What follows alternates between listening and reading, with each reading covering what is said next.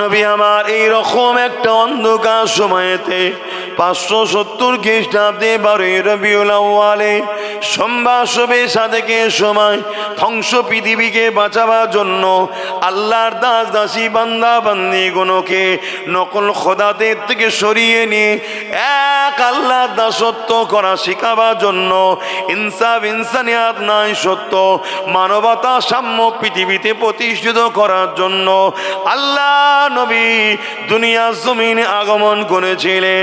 নবী আমার এমনি এমনি এই না ইনসাফ ইসলামকে প্রতিষ্ঠিত করতে পারেনি।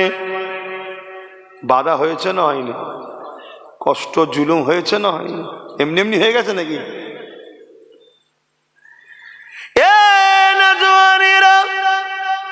আল্লাহ নবী আস্তে আস্তে বড় করেন।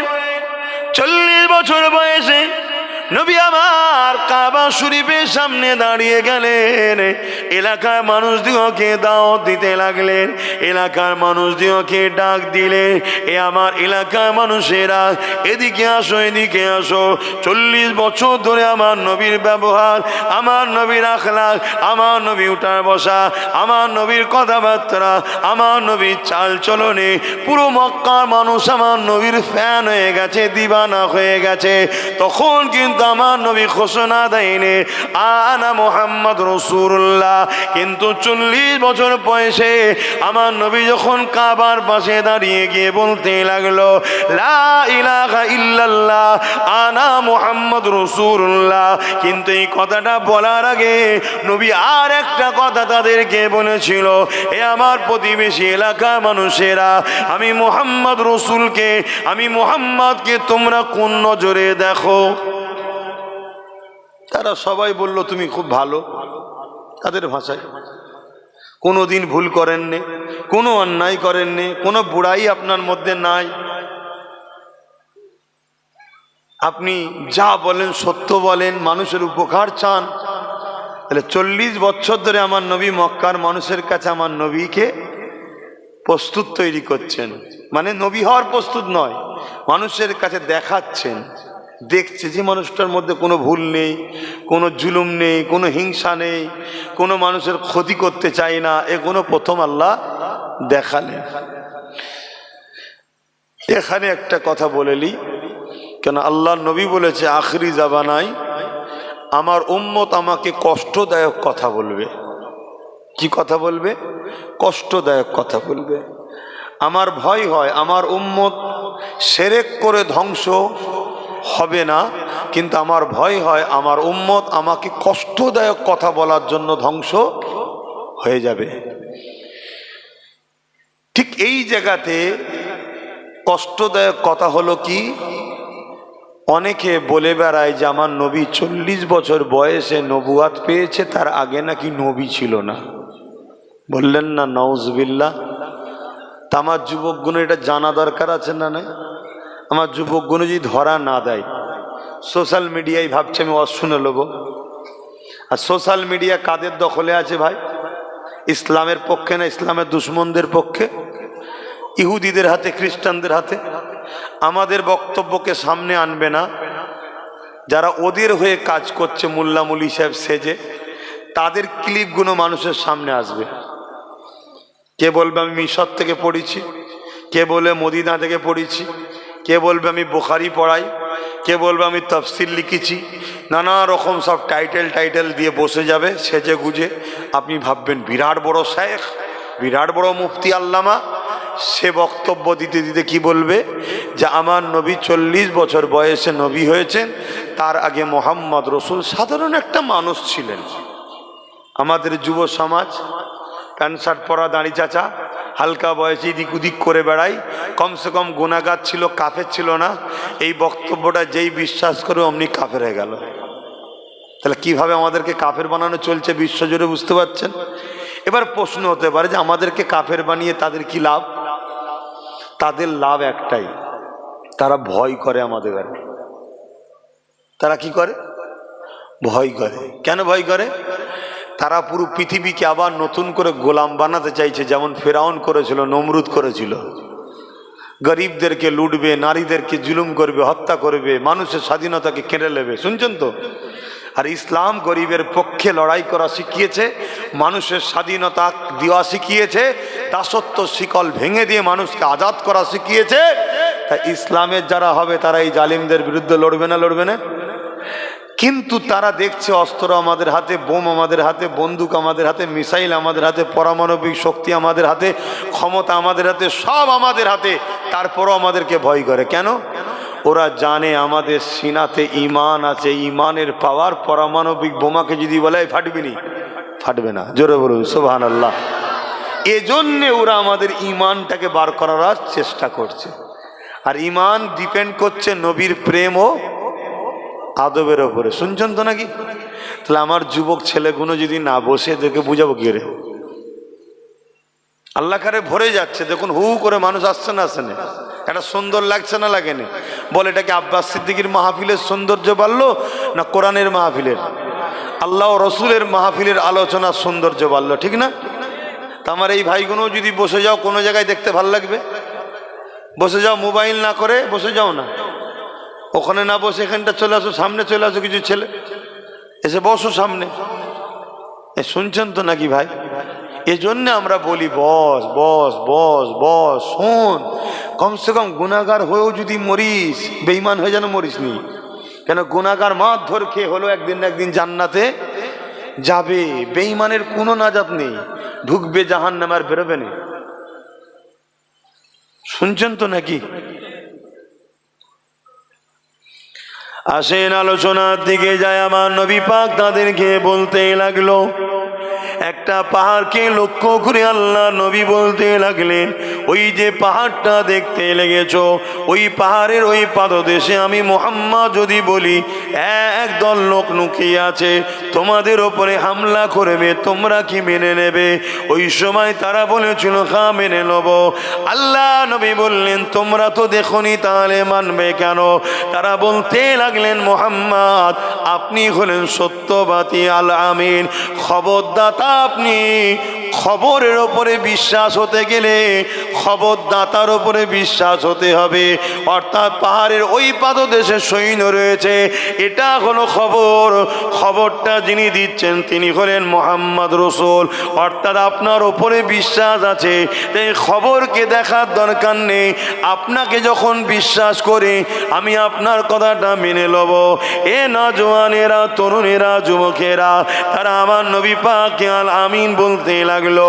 তখনই আমার নবী বলতে লাগলে, যেমন পাহাড়ের ওই পাদদেশে একদল সৈন্য রয়েছে, তাকে না দেখে তোমরা খবরদাতা মুহাম্মদ রসুলের উপরে বিশ্বাস করে খবরটাকে সত্য বলে মেনে নিতে চাইছো, তাহলে আমি রসুল্লাহ জানিয়ে দিলাম, লা ইলাহা ইল্লাল্লাহ আনা মুহাম্মদ রসুল্লাহ, আল্লাহ ছাড়া কোনো ইলাহা নাই, আমি মুহাম্মদ আল্লাহর প্রেরিত রসুল। এটা কি তোমরা মেনে নাও? শুনছেন? আর আমার নবীকে মেনেছে না মানে নে? কথা বলুন। কিন্তু খবরটা দেখেনে, পাহাড়ের ওই পাদদেশে সৈন্য আছে দেখেনে। আমি একটা জিনিস বুঝাচ্ছি, খুব গৌর দিয়ে শুনতে হবে। জলসা হাজারো হয়, এরপরও ফেসবুক ইউটিউবের পীর সাহেবের মুরিদ হচ্ছেন কেন আপনারা? আপনারা তো আমার বাপের ছেলে, জবানার মুজাদ্দিদের তো বাচ্চা। আপনারা ইদিক উদিক করেন কেন? আপনারা হাজারো মাহফিলে বসছেন, তারপরও আপনাদের মাইন্ড চঞ্চল কেন? কেন আপনারা মন দিয়ে শোনেন না, ইদিক উদিক চলে যাচ্ছে। আমি কি বুঝাচ্ছি, একটু মন দিয়ে শোনেন। ভালো জিনিস, এক বাসন ভাত খাওয়ার থেকে 3টে খেজুর খাবেন, অনেক ভিআইপি ব্যাপার। কথা কিছু বুঝতে পারলেন? আমি বোঝাবার চাইছি যে 1, 2, 10, 20 ঘন্টা জলসা শোনার থেকে মন দিয়ে 2 মিনিট শুনুন, ওটা আপনার কাজে লেগে যাবে। আজকে যে পয়েন্ট আপনাকে বুঝাচ্ছে, এটাকে ব্রেনে গেঁথে নেন, দেখবেন আজ থেকে আপনি হয়তো গুনাহগার, হালকা বয়সে গুনাহ হয়ে যাচ্ছে, কিন্তু যাদের টার্গেট আপনাকে বেঈমান বানাবার, বেঈমান বানাতে পারবে না। তাহলে নবী প্রথমে কি বলল মক্কার মুশরিকদের ঘরে? যে আমাকে তোমরা কি মনে করো? আমি যদি বলি পাহাড়ের ওই দিকে একদল লোক আছে তোমাদের উপর হামলা করবে, মানবে? তারা বলল হ্যাঁ মানবো। আল্লাহ নবী বললেন তোমরা তো দেখোনি এই পাহাড়ের ওই দিকে একদল লোক আছে তোমাদের উপরে হামলা করবে, এটা হলো খবর। এটা কি খবর? আর যিনি খবর দিচ্ছেন তাকে মুখবির বলা হয়, অর্থাৎ মুহাম্মদ রাসূল সাল্লাল্লাহু আলাইহি সাল্লাম। তাহলে মক্কার মুশরিকরা কি বলল? আমাদের খবর দেখার দরকার নেই, আপনি বলছেন আপনার উপরে আমাদের ঈমান আছে, বিশ্বাস আছে, আপনি সত্যবাদী, আপনি মিথ্যা বলতে পারেন না। ওই লোকগুলোকেই যখন রাসূল বললেন লা ইলাহা ইল্লাল্লাহ, নেই কোনো ইলাহা আল্লাহ ছাড়া, এটা হলো খবর। আর আনা মুহাম্মদ রাসূলুল্লাহ, এটা হলো যিনি খবর দিচ্ছেন, মুখবির। একই ব্যক্তি একটু আগে বলল পাহাড়ের ওই দিকে লোক আছে, ওই খবরটাকে মেনে নিল না দেখে, কারণ নবীর উপরে বিশ্বাস। আর যেই বলল লা ইলাহা ইল্লাল্লাহ, 360টা খোদা নয়, খোদা একজন আল্লাহ, অমনি বলছে তোমার কথা মানিনি। কেন? এই তো বললেন আমি মুখবির, আমার উপর বিশ্বাস। কিছু বুঝছেন? তারা মানে কি স্বার্থে লেগে গেছে, 360টা দিয়ে ব্যবসা করে খায়। শুনছেন না? আজকেও যারা ব্যবসা করে খায় ধর্মের নামে, তারা আমার রসুলকে মানতে পারবে না। কেন? আমার রসুলের কাছে ভণ্ডমি চলবে না, বেইনসাফি চলবে না, জুলুম চলবে না, অত্যাচার চলবে না, ধোঁকাবাজি চলবে না, ফট চলবে না, মা বাপের উপর জুলুম চলবে না, এতিমকে ঝেড়ে খাওয়া চলবে না, এতিমের বিরোধী করা যাবে না, বিধবার উপর জুলুম চলবে না। যারা ধর্মের নামে নারী দেহ শোষণ করে তারা কখনো মোহাম্মদ রসুলকে মানতে পারে? তারা তো চাইবে ইসলামকে মুছে দেবো। কিন্তু আপনারা কি আমার রসুলকে চান না? তাহলে আপনারা আমার রসুলের দিনের জন্য কি করছেন বলুন? এই জলসা করে দিলেন, হয়ে গেল? ভাবতে হবে আপনাদেরকে। তারা যেমন প্ল্যান পরিকল্পনা তৈরি করছে, আজ থেকে করেন, দীর্ঘ 100 বছর ধরে প্ল্যান করছে যে 100 বছর পর একটা শক্তি হব, সেই শক্তি দ্বারা ইসলামকে মুছবো। কেউ 150 বছর, কেউ 200 বছর, কেউ কারো পদ্মা তো চলে গেছে সেদিন থেকে প্ল্যান, যুগ যুগ ধরে চলে আসছে, মিটাতে হবে। কেন রে বাবা? না অন্ধকারে চুরি করা সম্ভব, ইসলামের আলোতে ধরা পড়ে যাচ্ছে। এ কথা বুঝছেন না? বোঝেন না? অন্ধকার যদি থাকে, অন্ধকার যদি থাকে, গুমুত খাইও বলবো এটা সেফা হবে, খা। আর ইসলামের আলো এসে গেলেই বলবে মানুষ শ্রেষ্ঠ। কথা বুঝে আসছে না? নাই? তাহলে ইসলামকে দাবাতে হবে না? হবে না?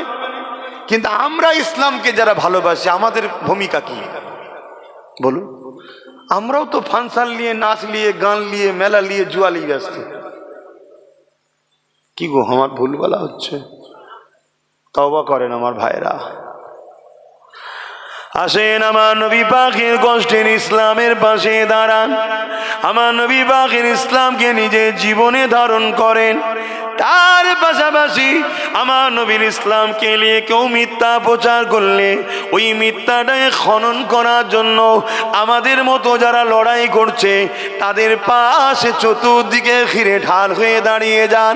না হয় আপনাদের চোখের আড়ালে উলামাদের ওপরে জুলুম বেড়ে যাচ্ছে, তাদেরকে অত্যাচার করা হচ্ছে, তাদের ওপরে স্টিম রোলার চালানোর প্ল্যান চলছে, কিন্তু আপনারা যদি তাদের পিছনে ঢাল ঘিরে দাঁড়ান, এই জমিনের উপরে কোনো মা এমন সন্তানকে জন্ম দেয়নি মুহাম্মদ রাসূলের গোলামদের মোকাবেলা করে কামিয়াবি হতে পারবে।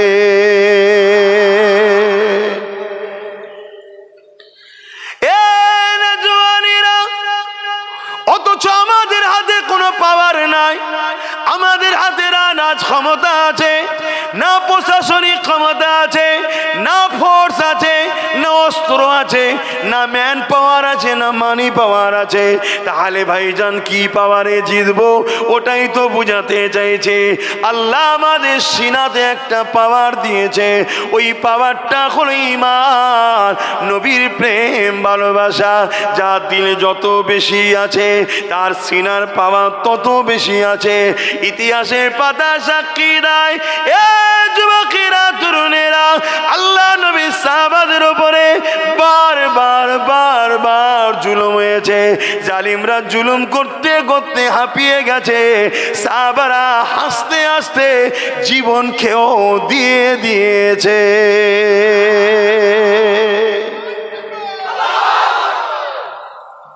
এক সাহাবী উহুদের ময়দানে গেছে। হঠাৎ করে সাহাবীর নজরে এসছে আমার নবীকে একজন তীর নিক্ষেপ করার জন্য টিপ করছে, মানে টানছে ধনুকটা, আর আল্লাহর নবী খালি হাতে দাঁড়িয়ে আছে। শুনছেন তো? সাহাবী ছুটে গিয়ে যে তীরটা নবীকে লাগার কথা ছিল পিঠ পেতে দিয়েছে, সাহাবীর পিঠে গিয়ে লেগে গেছে। আবার সে তীর মারতে গেছে, আবার বুক পেতে দিয়েছে। আরো অনেক দুশ্মন চলে এসছে, চারিদিক দিয়ে মারছে। সাহাবী গোল হয়ে রসুলকে তওয়াব করছে, মানে ঘুরছে। তওয়াব মানে ঘোরা, ঘুরছে। যে তীরগুলো নবীকে লাগার কথা ৭৯ থেকে ৮০টা তীর সাহাবীকে লেগেছে। হে যুবক, আমরা কি পারবো? কি মজা আছে যে হুজুরের জন্য নিজের জানকে লাগিয়ে দিল। আল্লাহ নবীর সাহাবারা চলে আসলেন, জালিমদেরকে হটিয়ে দিয়ে আমার নবী পাককে ঘিরে ফেললেন। আমার নবী পাককে জিজ্ঞাসা করতে লাগলেন, ইয়া রাসূলুল্লাহ, হাবিবাল্লাহ, আপনি কেমন আছেন? চোখ ভরা পানি নিয়ে রাহমাতাল লিল আলামিন বলতে লাগলে, এ বাবা সাহাবী রে, আমার সাহাবী তালহাকে দেখো, আমি রাসূলুল্লাহ ভালো আছি, ওকে দেখো, ওকে দেখো। মুখে কখনো একবারও বলল না ইয়া রাসূলুল্লাহ আপনাকে ভালোবাসি, বাস্তবে দেখিয়ে দিল আমাকে ভালোবাসে। ওই সাহাবীটার খোঁজ নাও। সাহাবারা এসে নবী পাক ওই সাহাবীকে জিজ্ঞাসা করে, এ ভাই তালহা, কেমন আছেন আপনি? হযরতে তালহা রাদিয়াল্লাহু তাআলা চোখে ভরা পানি নিয়ে বলতে লাগলেন, ও নবীর সাহাবারা, আল্লাহ আমাকে একটা জান দিয়েছিল, ওই জানটা আমার নবীর জন্য দিয়ে দিলা। নবীকে আপনারা খেয়াল রাখবেন, আপনাদের জন্য খুশির মেসেজ দিচ্ছি শোনে। আমার জান এখনো বেরোয়নি, কিন্তু যাবার সময় হয়ে গেছে। কিন্তু আমার আল্লাহ নবীর জন্য জান দিয়াতে যে জান্নাত আমাকে দিয়েছে, ওই জান্নাতের নকশা জিবরাইল দেখাতে লেগেছে। আরো জোরে বলুন সুবহান। আচ্ছা, আমি নবীর জন্য যদি জান দেবো না বলি, এই তারপরেও মরবো না আপনারা? তা নবীর জন্য মরেন না। আমি এমনি মরার সময় জাহান্নাম দেখি কি হবে? আর নবীর জন্য মরলে খুশির খবর তো জান বেরোবার আগে জান্নাত দেখানো হবে। জোরে বলুন সুবহানাল্লাহ। আমি তো বলছি না যে নবীর জন্য মরা মানে কাউকে যে মার্গে যাও না, নিজেকে নবীর দিনের উপর রাখো। আর কেউ যদি নবীর দিনে নোংরা ফেলতে চায়, তুমি সঠিকভাবে সঠিক উত্তরটা তাকে দাও। যদি তুমি দিতে না পারো, তোমার দিওয়াতে হয়তো ভুল হয়ে যেতে পারে, সবার তো মুখ খোলা উচিত নয়। যেসব উলামারা নবীর পক্ষে দিনের জন্য লড়াই করছে, তাদের ঘরে ঘিরে রাখো, তাদেরকে বলার উৎসাহিত আরো করো। শুনছেন তো নাকি? আজকে অনেক উলামারা আছে নবীর দিনের জন্য কথা বলছে, কিন্তু তাদেরকে টার্গেট করা হচ্ছে। শুনছেন না শোনেন? তাহলে তোমরা যদি লক্ষ লক্ষ যুবক সেই উলামাকে ঢাল হিসাবে ঘিরে রাখো, সেই উলামা নবীর জন্য, আল্লাহর জন্য, দ্বীনের জন্য, ইসলামের দুশ্মন মানবরূপী পশুগুলো যখন জবাব দেবে, ওই মানবরূপী পশুরা তাদের গুরু ক্ষমতাশালী যারা অন্যায়কারী শাসক রয়েছে, তারা কিন্তু দেখবে এই উলামাকে ঘাটালে অসুবিধা চোর পিছনে লক্ষ লক্ষ যুবক আছে। এগুলো ভাবো, গ্রুপ করছো, করো, নবীর জন্য গ্রুপ করো। কোন পীর বক্তা মৌলী সাহেবের জন্য গ্রুপ করে লাভ নেই। গ্রুপ নবীর জন্য করো। যারা নবীর পক্ষে তাদের সঙ্গে থাকো। যে নবীর নয়, আল্লাহ তার সাথে নেই, তুমি কেন থাকতে যাবে? শোনো আমার যুবকেরা, আল্লাহ নবী যখন এই মেসেজ দিলেন লা ইলাহা ইল্লাল্লাহ আনা মুহাম্মদ রাসূলুল্লাহ, তারা মানলো না। হই হই করে আমার নবীকে অপমান করে চলে গেল। ভাবো তো, আজকে ধরো আমি একটা কথা বললাম, এই তোমরা বসো, আমার কথা না শুনে সবাই যদি হই হই করে চলে যাও, আমি তো মনে হবে জমিনটা ফেটে যাক, আমি ঢুকে যাই। তাহলে বলো তো, দোনো জাহানের সুলতান, তার কতটা কষ্ট হয়েছে। হ্যাঁ, আমি কে? আমার নবীর কাছে আমার হাইসিয়াতটা কি? নবী তো অনেক দূরের ব্যাপার। নবী পাক সাল্লাল্লাহু আলাইহি ওয়াসাল্লাম যে ঘোড়ার পিঠে চাপতেন, ওই ঘোড়ার খুঁড়ে যে ধুলোটা লাগতো, ওই ধুলোটা আব্বাস সিদ্দিকী হতে পেরেছি কি আমি জানি না। আমার নবীকে চেনো যুবক?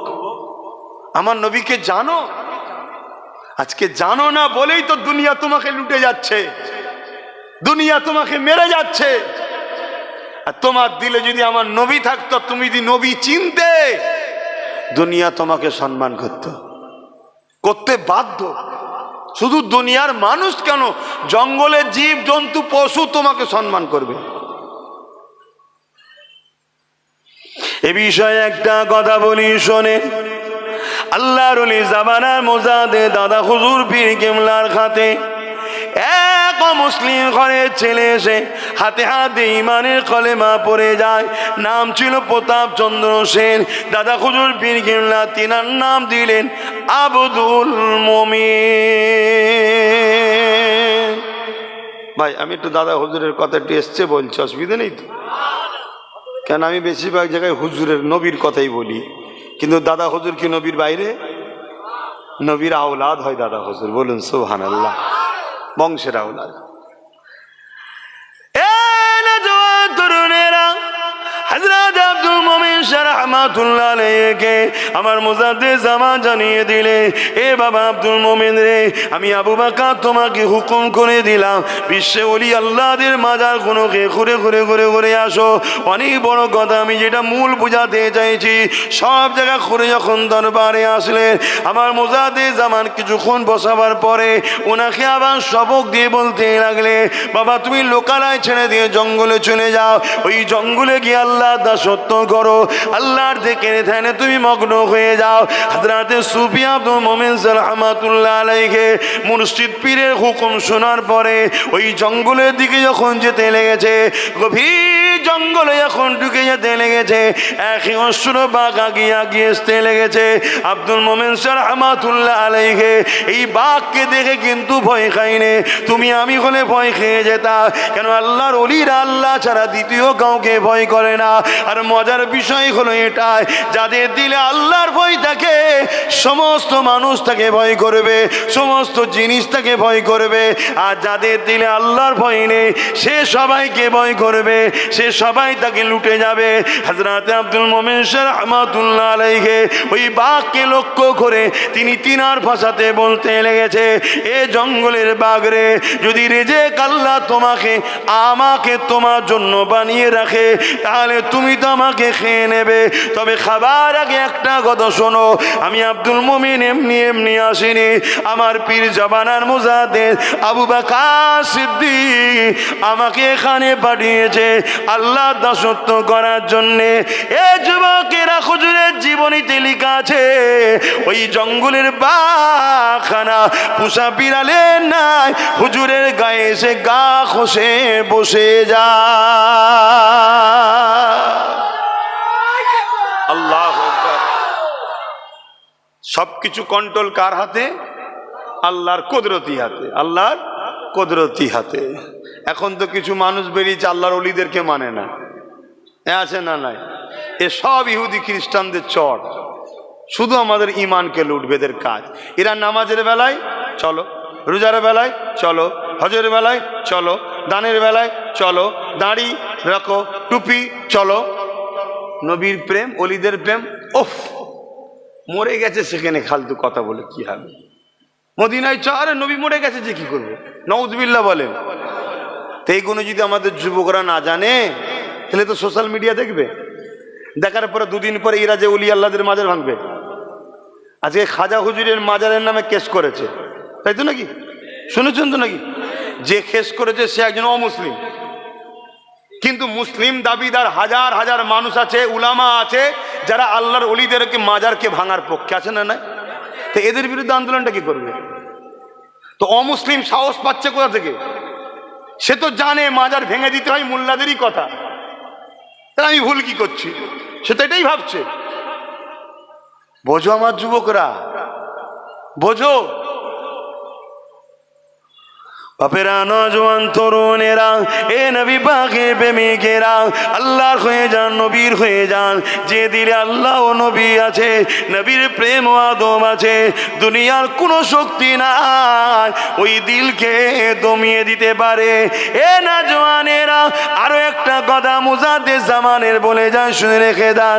বিশেষ করে আপনারা উত্তর 24 পরগনার মানুষ, উত্তর 24 পরগনার গর্ব, বসিরহাটের বড় মৌলানা আল্লাহ আমার গোলামী শাহ রহমাতুল্লাহ আলাইহিকে নিয়ে আমার মুজাদ্দেদ জামান জলসায় যাচ্ছে।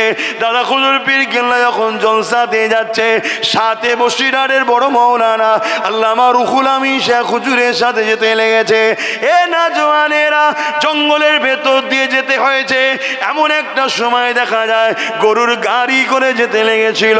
গরুর গাড়ি যিনি চালক ছিলেন, সে লাফ মেরে ওই গরুর গাড়ির উপরে যে ছাউনি করা ছিল পর্দা দিয়ে, খিরা দিয়ে, তার মধ্যে লাফ মেরে ঢুকে পড়েছে। মুজাদ্দেদ জামান বলতে লেগেছে, বাবার কি হয়েছে রে বাবা, আর তোমার গরুগুলো এত লাফালাফি করছে কেন রে বাবা, কি হলো? এই মানুষটা বলতে লেগেছে, হুজুর আর বাঁচার কোনো উপায় নেই। কেন, কি হয়েছে বলো? হুজুর একটা নয় দুটো বাঘ এসে সামনে দাঁড়িয়ে গেছে। ও যুবকেরা, তরুণেরা, এই কথা শুনে তুমি আমি তো ভয় খেয়ে যাব। মুজাদ্দেদ জামান মুচকে হাসলেন, বললেন না সুবহানাল্লাহ। এখানে কিছু হাসার ব্যাপার আছে কি? তা হাসার যখন ব্যাপার নেই, তাহলে যখন হেসেছে, তাহলে এটা আল্লাহর একটা কুদরতের নিদর্শন, ঠিক না বেটি? এটা সুবহানাল্লাহ তো বলতেই হবে যে আল্লাহর ওলিরা আল্লাহ ছাড়া কাউকে ভয়, জোরে বলুন, করে না।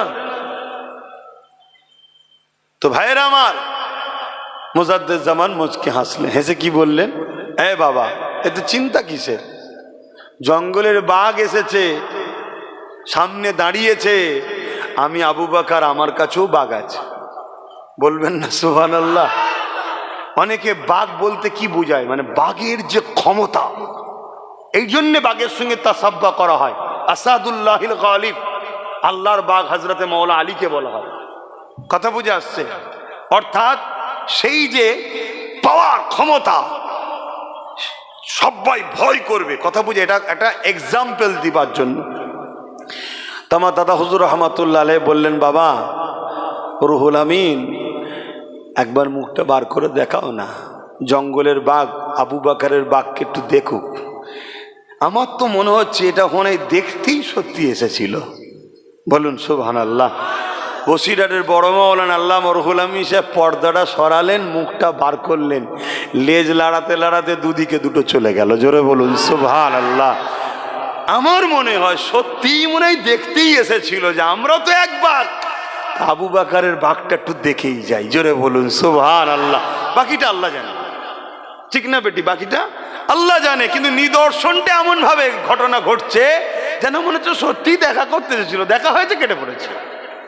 তাহলে আমি যেটা বোঝাতে কি এখানে আসলাম, এটা কোন পাওয়ারে হচ্ছে?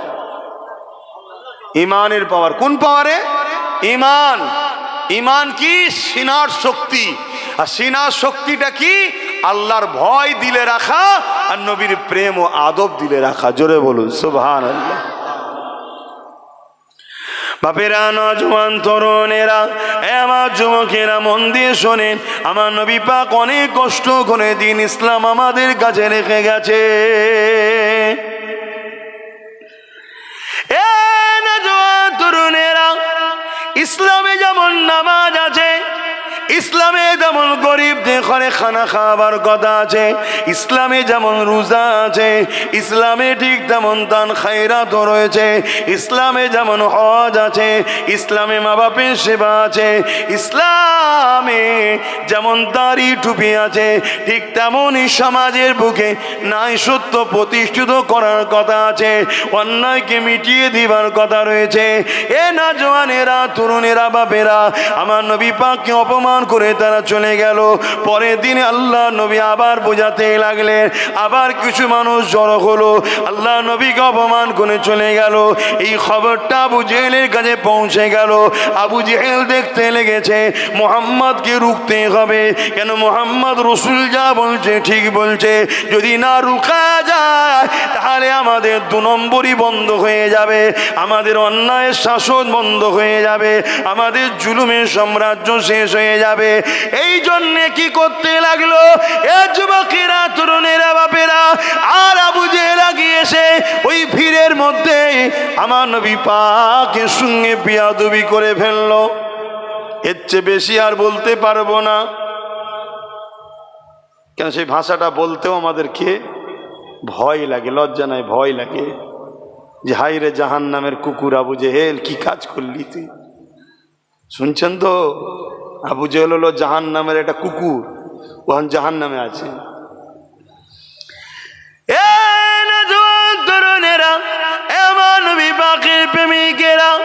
আবু জেহেলের বিয়াদবি করে ফেললো। আল্লাহ নবী নবী নবী ঘরে এসে কাঁদতে লেগেছে। আহারে নবী পাকের চোখের পানি কে মুছাবে? আমার নবী পাক যখন আম্মা আমেনা হুজুরের গর্ভ মোবারকে ছিল, আব্বা জান আল্লাহর খাওয়ালায় চলে গিয়েছিলেন, আমার নবী পাক যখন দুনিয়ার জমিনে আসলেন, আর এমন করে কয়েক বছরের পর আম্মা জান আমার আল্লাহর হাওয়ালায় চলে গেলে, এ না জওয়ানেরা, তরুণেরা, বাপেরা, এই জায়গাতে দেখা যায় আমার আম্মা আমার রাসূলে পাক সাল্লাল্লাহু আলাইহি ওয়াসাল্লামকে কে বুঝাবে, কে সান্ত্বনা দেবে, কে নবী পাককে বুঝাবে? তাই আমার নবী পাককে আল্লাহ আওয়াজ দিয়ে দিলে, এ আমার হাবিব, আপনি মনে দুঃখ নেবেন না, আপনি কাঁদবেন না, আপনি চিন্তিত হবেন না। হাবিব আবু জেহেল আপনার উপর জুলুম করেছে, ওর বিচার আমি আল্লাহ করব।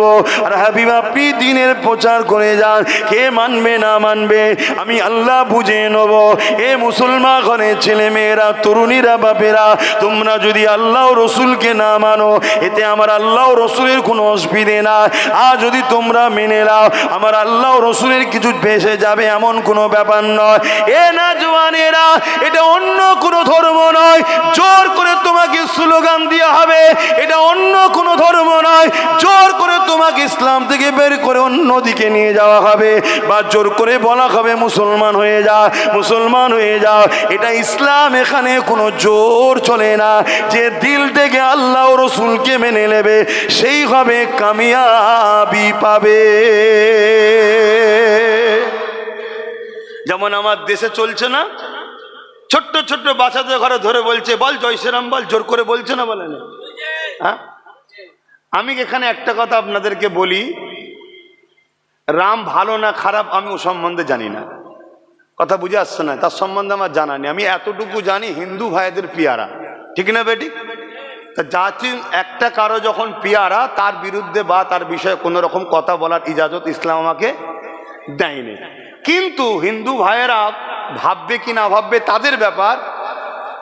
এই রামের যদি সবথেকে বড় কেউ আজকে অপমান করে, ক্ষতি করে, তথাকথিত হিন্দু দাবিদার একদল সন্ত্রাসরাই করছে। এই কথা ভুল বলছি কি? ঠিক তেমনি কেউ যদি মুসলমান সেজে আল্লাহ রসুলের পক্ষে দাঁড়াবে বলে আর কোনো অমুসলিমকে জুলুম করে যে মুসলমান হও, কলেমা পড়ো, আল্লাহকে ডাকো, সে কিন্তু ইসলামের সবচেয়ে বড় গাদ্দার দুশ্মন। কেন? ইসলামের জোর চলে না। তো ওই বিষয়টা তারা কি করবে না করবে তাদের ব্যাপার, ও বিষয়ে আমার কিছু বলার নেই। কিন্তু এই জুলুম সমাজে ঘটছে না, ঘটেনি? কিন্তু ইসলামে এই জুলুম করা কি হারাম, চলবে না। তুমি কোনো অমুসলিমকে বলতে পারো না, এই আল্লাহ একবার বল, না তুমি মেরে ফেলবো। যেমন আমার দেশে কত মুসলমানকে এরকম স্লোগান না দিবার জন্য মারতে মারতে মেরে ফেললো, ঠিক না বেটিক গো? কত মুরব্বী বাপগুলোকে মেরে ফেললো। আর যারা ক্ষমতায় বসে আছে এরা কি করছে? কেন দেখছে আমাদের দোষ আছে? কেন? এগুলোকে আমরা সব দুলাভাই বানিয়ে রেখেছি, এজন্যে তারা মজা নিচ্ছে। এগুলোকে যদি আমরা ঠিক লাথি মারতে পারতাম তাহলে দেখতেন সব সোজা হয়ে দাঁড়াতে। বলে হচ্ছে কথা খারাপ লাগছে নাকি? শক্ত হতে হয়। নরম জায়গাতে দেখবেন সবাই চাটি মারে, আর শক্ত জায়গায় দূর থেকে যায়। তো নরমের জায়গায় নরম হও, অন্যায়ের জায়গায় শক্ত হও। এটা হলো মোমেনের খসলত। সাহাবাদের খসলত কি? সাহাবা হুজুররা অমুসলিম হলেও বিপদে যদি কেউ পড়তো তার পাশে দাঁড়াতো, আর মুসলমান দাবিদার হয়েও যদি কেউ অন্যায় করতো সেখানেও কড়া শক্ত হয়ে দাঁড়াতেন। অন্যায় অন্যায় কেন, অনেক কষ্ট করেছে আমার নবী।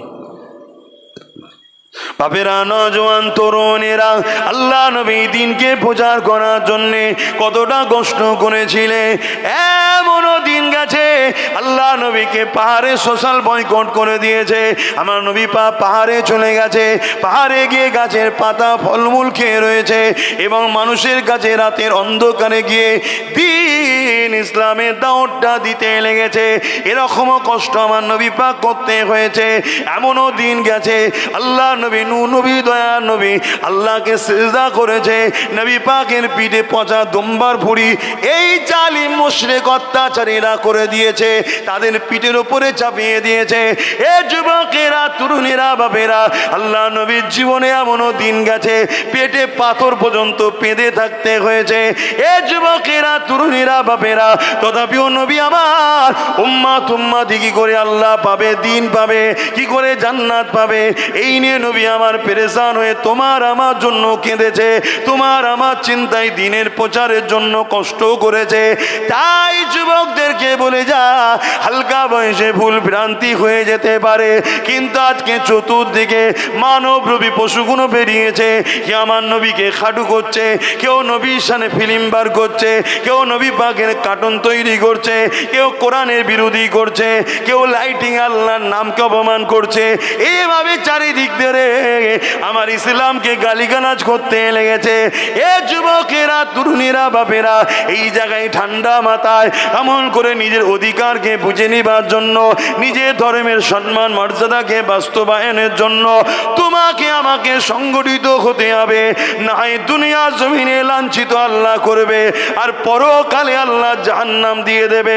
কেন, দুটো হাত দিয়েছে আল্লাহ, তুমি দুনিয়া জমিনে নিজের কারবারে লাগালে, নিজের প্রয়োজনে লাগালে সব ঠিক আছে। এই দুটো হাত দিয়ে আল্লাহর ঘর মসজিদের জন্য কি করলে, নবীর ঘর মাদ্রাসার জন্য কি করলে, নবীর দিনের জন্য কি করলে, আল্লাহ কিন্তু এই কৈফিয়তটা নিয়ে নেবে।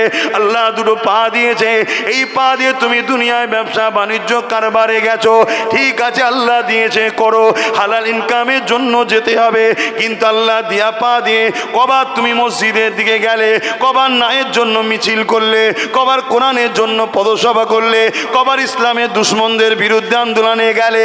এ যুবকেরা, তরুণেরা, অথচ আমার কওমের ছেলেরা ইসলামের দুশ্মন মুনাফিক কাফের বেঈমানদের মিটিং মিছিলে গিয়ে ভর্তি করছে সামান্য বিরিয়ানির জন্য, 200-100 টাকার জন্য। তারা আমাদেরকে বোকা বানিয়ে দিয়ে আমাদের কাঁধে উঠে তারা গদিতে বসছে, আর গদিতে বসে নতুন নতুন করে ইসলামের বিরুদ্ধে, কোরআনের বিরুদ্ধে, ইসলামকে মিটাবার জন্যে নানা রকম আইন ফতোয়া তৈরি করছে। কি করছে না করেনি, এগুলো হুঁশ করতে হবে না ভাই আমার। যদি পেটে খুব জ্বালা ধরে যে ওসব দেখলে আমার হবে না, আমার পেট দেখতে হবে, তাহলে আমি দুটো উদাহরণ দেবো। একটা হলো তোমার দাদুর কটা সন্তান, কম করে হলেও তো গড়ে 7-8টা নাকি? এই যুবক বলবে তো, তোমার আমার কটা? দুটো নয়, 1.5খানা, একটা আছে আর একটা হয়তো হতে পারে। খারাপ নিউনি। তোমার দাদুকে কোনোদিন তোমার বাপেদের ঘরে লালন পালন করার জন্য ভিক্ষা চাইতে হয়েছিল? বন্ধন লোন, সুদ, ঘুষ, চিটিংবাজি, তা তোমার এমন কি টান পড়ে গেল? একটু মাথায় ঢুকছে না খোদার গজব কেমন? ইমামের 5,000 টাকায় হাসি খুশিতে চলে, আর তোমার চলছে না কেন? তাহলে বরকত নেই, ঠিক তো নাকি? তাহলে এই বরকতটা গেল কোথায়? এটা ভাবো। নাই আছড়ে আছড়ে আছড়ে আছড়ে কিছুই হবে না, জাহান্নামে চলে যেতে হবে। আর তোমার দাদুর দেখো সামান্য ইনকাম ছিল, 7টা-8টা বাচ্চা, খেয়ে দিয়ে আল্লাহ করে তোমার বাপেরা গোলগাল ছিল, আমরা সব তো হাওয়ায় উঠছি। জানে কি আছে? এক্ষুনি যদি বলা হয় চলো 10 কিলোমিটার দৌড়ানো হবে, 1 কিলোমিটার যেতে না যেতে কোমরে হাত দিয়ে ওপরে হাঁ হু করবে সব। কি গো, কথা ভুল বলছি নাকি? হালটা আমাদের এরকম হলো কেন? আর এই মুরব্বীগুলোকে যদি বলা হয় চলো তো আব্বা, হয়তো জোরে যেতে পারবে না, কিন্তু আমাদের থেকে কম করে হলো 1 কিলোমিটার পরে যে দাঁড়াবে। আমি চ্যালেঞ্জ দিচ্ছি, কারণ আমারও ঘরে তো একটা মুরব্বী আছে, পীর আল্লামা আলী আকবর সিদ্দিক। আমি তো জানি, আমি 1.5-2 ঘন্টা জলসা করে যে হাঁপিয়ে যাই। আমার আব্বা এখনো 3.5, 4, 5 ঘন্টা জলসা করে, তাও বলে এখনো গ্যাসের গরম, শরীর এখনো গরম হয়নি, এক্ষুনি নেবে বলবো। তাহলে কি বুঝছেন? কিছু বুঝতে পারছেন? তো এই দশাটা আমাদের হচ্ছে কেন? এই মূল রোগকে খুঁজুন। মূল রোগ একটাই, আমাদের দিলে হুজুর নেই। ওই কলেমা পড়েছি, লা ইলাহা ইল্লাল্লাহ মুহাম্মদ রাসূলুল্লাহ, গাছ লাগিয়েছিলাম, কিন্তু গাছ ভেতরে মরে গেছে, আমাদের হুঁশি নাই। এই গাছ লাগিয়ে দিলে হয় শুধু, আর কাজ নেই? তাকে ট্রিটমেন্ট করতে হবে না? হবে না? পানি দিতে হবে। তবে সব গাছ সব আবহাওয়াই থাকে না, মাটিরও একটা ব্যাপার থাকে না, থাকে না? তা ইমানের গাছ লা ইলাহা ইল্লাল্লাহু মুহাম্মাদুর রাসূলুল্লাহ, ইমানের চারা বসিয়েছেন। এবার এই চারাটাকে বড় করতে হবে। তো বড় করতে গেলে এখানেও একটা মাটি লাগবে, আবহাওয়া লাগবে। এই মাটিটা হলো নবীর আদব, আদব আর আবহাওয়াটা হলো নবীর প্রেম। তবে এই গাছ নবীর আদব আর নবীর প্রেমে আস্তে আস্তে বড় হবে। জোরে বলুন সুবহানাল্লাহ। আমাদের মধ্যে নবীর আদব আছে, নবীর প্রেম আছে। শোনো, একটা কথা বলি, তোমার নজরে যদি আসে কেউ একজন নবীর বিরুদ্ধে কিছু মন্তব্য করেছে, তুমি যদি তার প্রতিবাদ না করো, তোমার মধ্যে ঈমান থাকবে না। শুনছেন তো নাকি? প্রতিবাদ করতেই হবে। এবার প্রতিবাদের 3টে ধরন আছে। ক্ষমতা আছে, ঝেড়েছেন বক্সিং, 1 নম্বর ঈমান। কিচ্ছু করার নেই, হাকিকাতটা বলছি বাপ, হাকিকাতটা বলছি। খারাপ নিলে তো হবে না। দেশদ্রোহী যদি কেউ হয় তাকে ফাঁসি দেয় না? দেয় না। তা দেশের সঙ্গে গাদ্দার করলে যদি ফাঁসি হতে পারে, যিনি না হলে কায়নাত হতো না, তার সঙ্গে গাদ্দারি করলে কি হওয়া দরকার? কথা বুঝছেন না? বোঝেন? আমি কি বুঝাচ্ছি বুঝছেন তো? তার আরো বড় শাস্তি হওয়া দরকার। তো সেই জায়গায় ক্ষমতা থাকলে হাত, যদি ক্ষমতা হাতে না থাকে, তার 2 নম্বর মুখ দিয়ে প্রতিবাদ করো। যদি তুমি প্রতিবাদ করতে না জানো, তোমার এলেম কালাম নাই, তাহলে কমসে কম এখান থেকে তাকে জনমের মতো ঝেড়ে ফেলে দাও, ঘৃণা করো। যা, তোর মুখ দেখবো না, তোর সাথে কথাই বলবো না। কথা বুঝে আসছে? এই 3টের মধ্যে কোনোটা যদি না থাকে, তার মধ্যে ঈমান নাই। তাহলে প্রতিবাদের 3টে ধরন আল্লাহর রাসূল দিয়েছে। আহারে, একবারও কি মনে পড়ে না সেই রাসূলুল্লাহর কথা, যিনি সারাটা জীবন তোমার আমার জন্য কেঁদেছে, আজও রওজা মুবারকে এখনো কাঁদছে।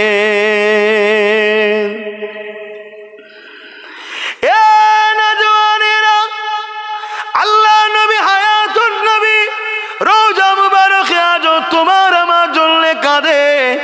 আজ যদি আমাদের যুব সমাজ সোশ্যাল মিডিয়ার ফিড ধরে, সোশ্যাল মিডিয়ার বক্তব্য ধরে, তাহলে মনে রাখবেন, এই দাড়ি টুপি লেবাসে হাজারো মুফতি মৌলানা ঘুরে বেড়ায়, যাদের লক্ষ্য হলো ঈমানটাকে চুরি করে নেওয়া। তাদের আকীদা হলো রাসূলুল্লাহ মরে গেছে, নবী যখন মরে গেছে, তাহলে তোমার তো নবীর উপরে আর দরদ হওয়াটা স্বাভাবিক নয়। কিন্তু আমার আল্লাহ জানিয়ে দিলেন, আমার নবী পাকের স্ত্রীরা হলো তোমাদের জন্য মা। কার মাকে তোমাদের জন্য বিবাহ করা খারাপ, কেননা জিনার স্বামী কখনো মারা যায়নি, ওই নারী দ্বিতীয় বিবাহ হতে পারে না।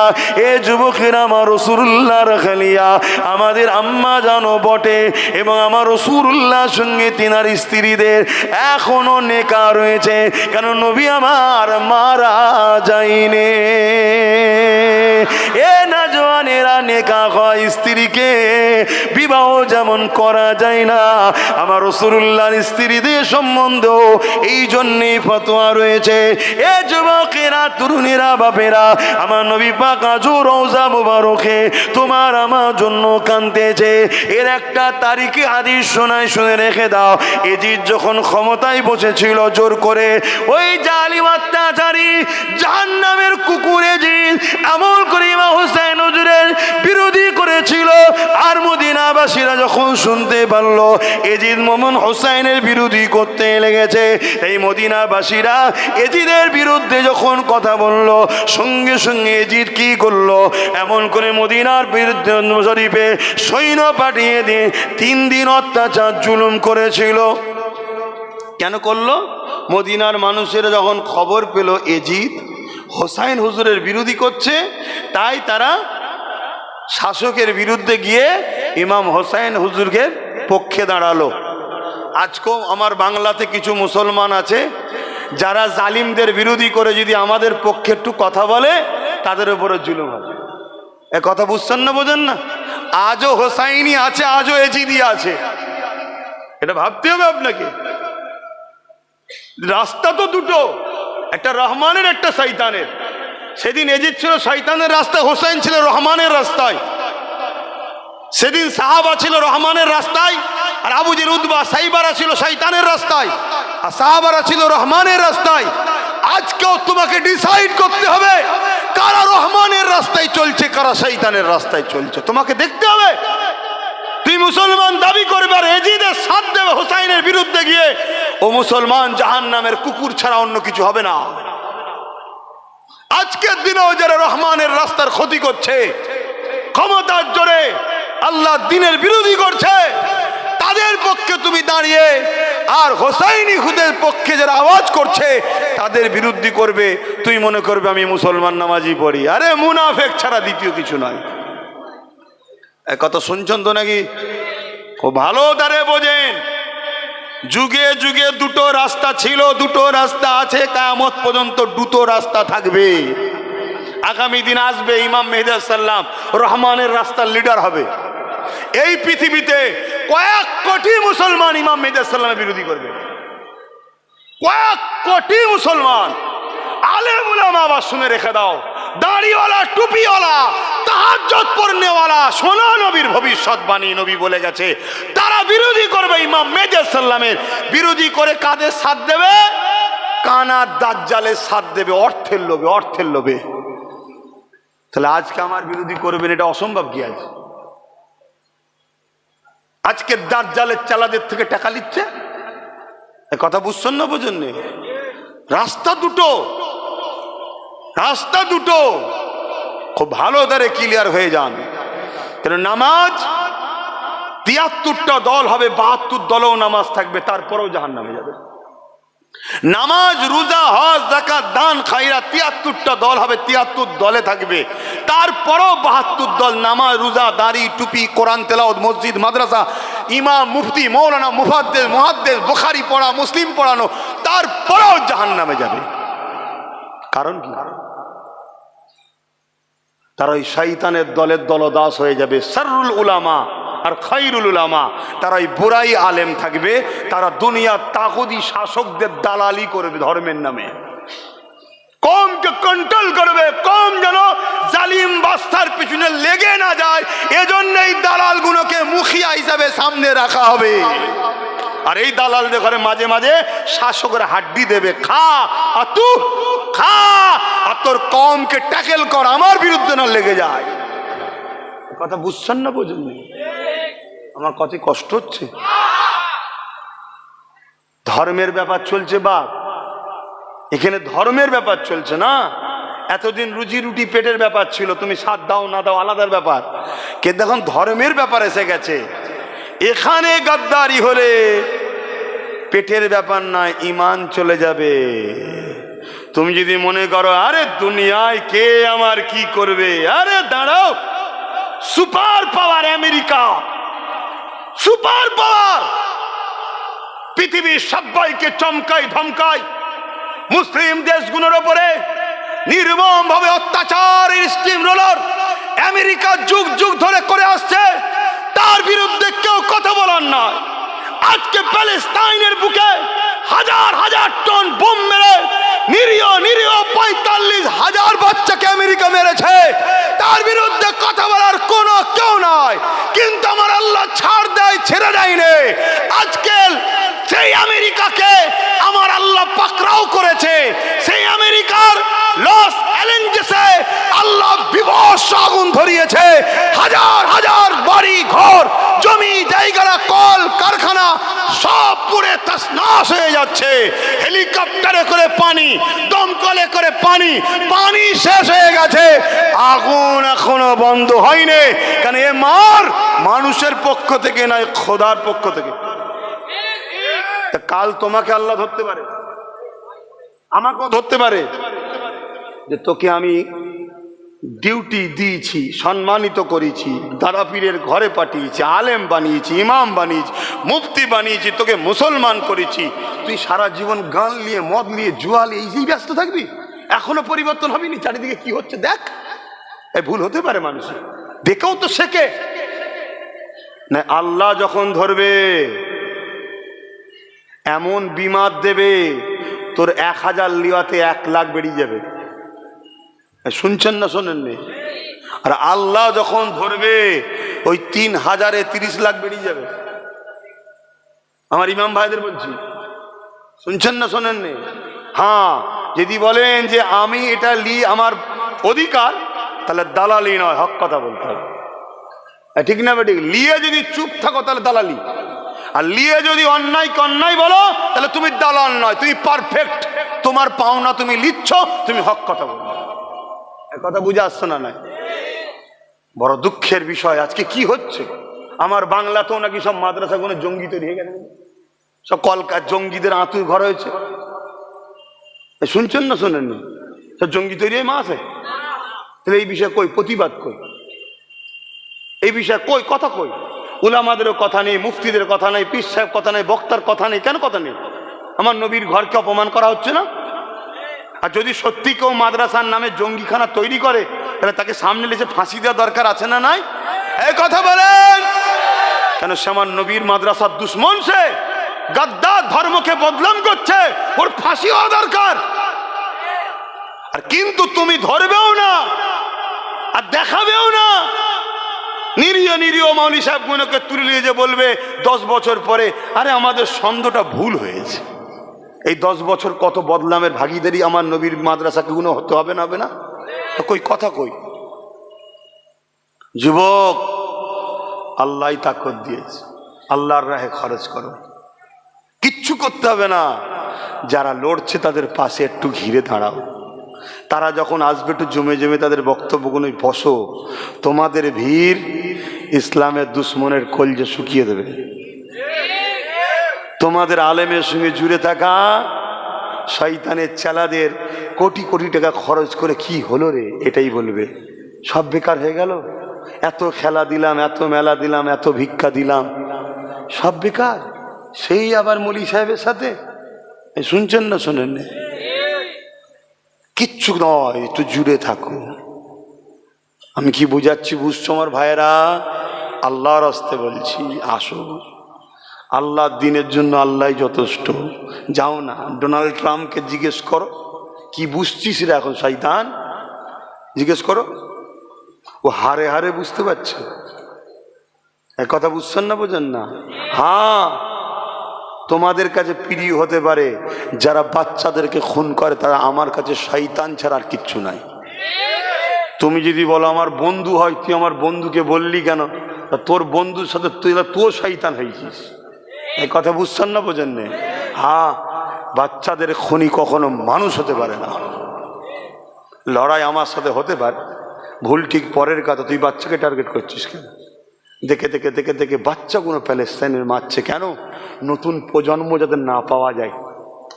আর আজকে আমাদেরও দেখে দেখে দেখে দেখে ভ্যাকসিনের নামে সাইজ করে দিয়েছে। জন ছেলে ঘুরতে যাচ্ছে, দাম করে পড়ে গেল, মরে গেল। কি হলো রে? মরণ যেন একটা মুড়ি মূর্খের মতো হয়ে গেল, শরীরগুলো সব শেষ। এক কথা বুঝছেন না, বোঝেন না? এরপরেও তো আমি তোমাদের কাছে ভালো নাই। বোঝো, পরিবর্তন হও, এখনো সময় আছে, এখনো সময় আছে। এই শরীরের পয়জন কাটা বড় দোয়া আছে। শরীরের পয়জন ঢুকে গেলে ওই পয়জন কাটা বড় ইসলামের রাস্তা আছে। তা তোমাকে আমি দেখাবো কেন? তুমি পয়জন কেটে ইসলামকে ক্ষতি করবে না? তবে তা তোর তো চলে যাওয়াই দরকার। আমরা তাকে রাস্তা দেখাবো যার দ্বারা ইসলামের ভবিষ্যৎ ভালো হবে।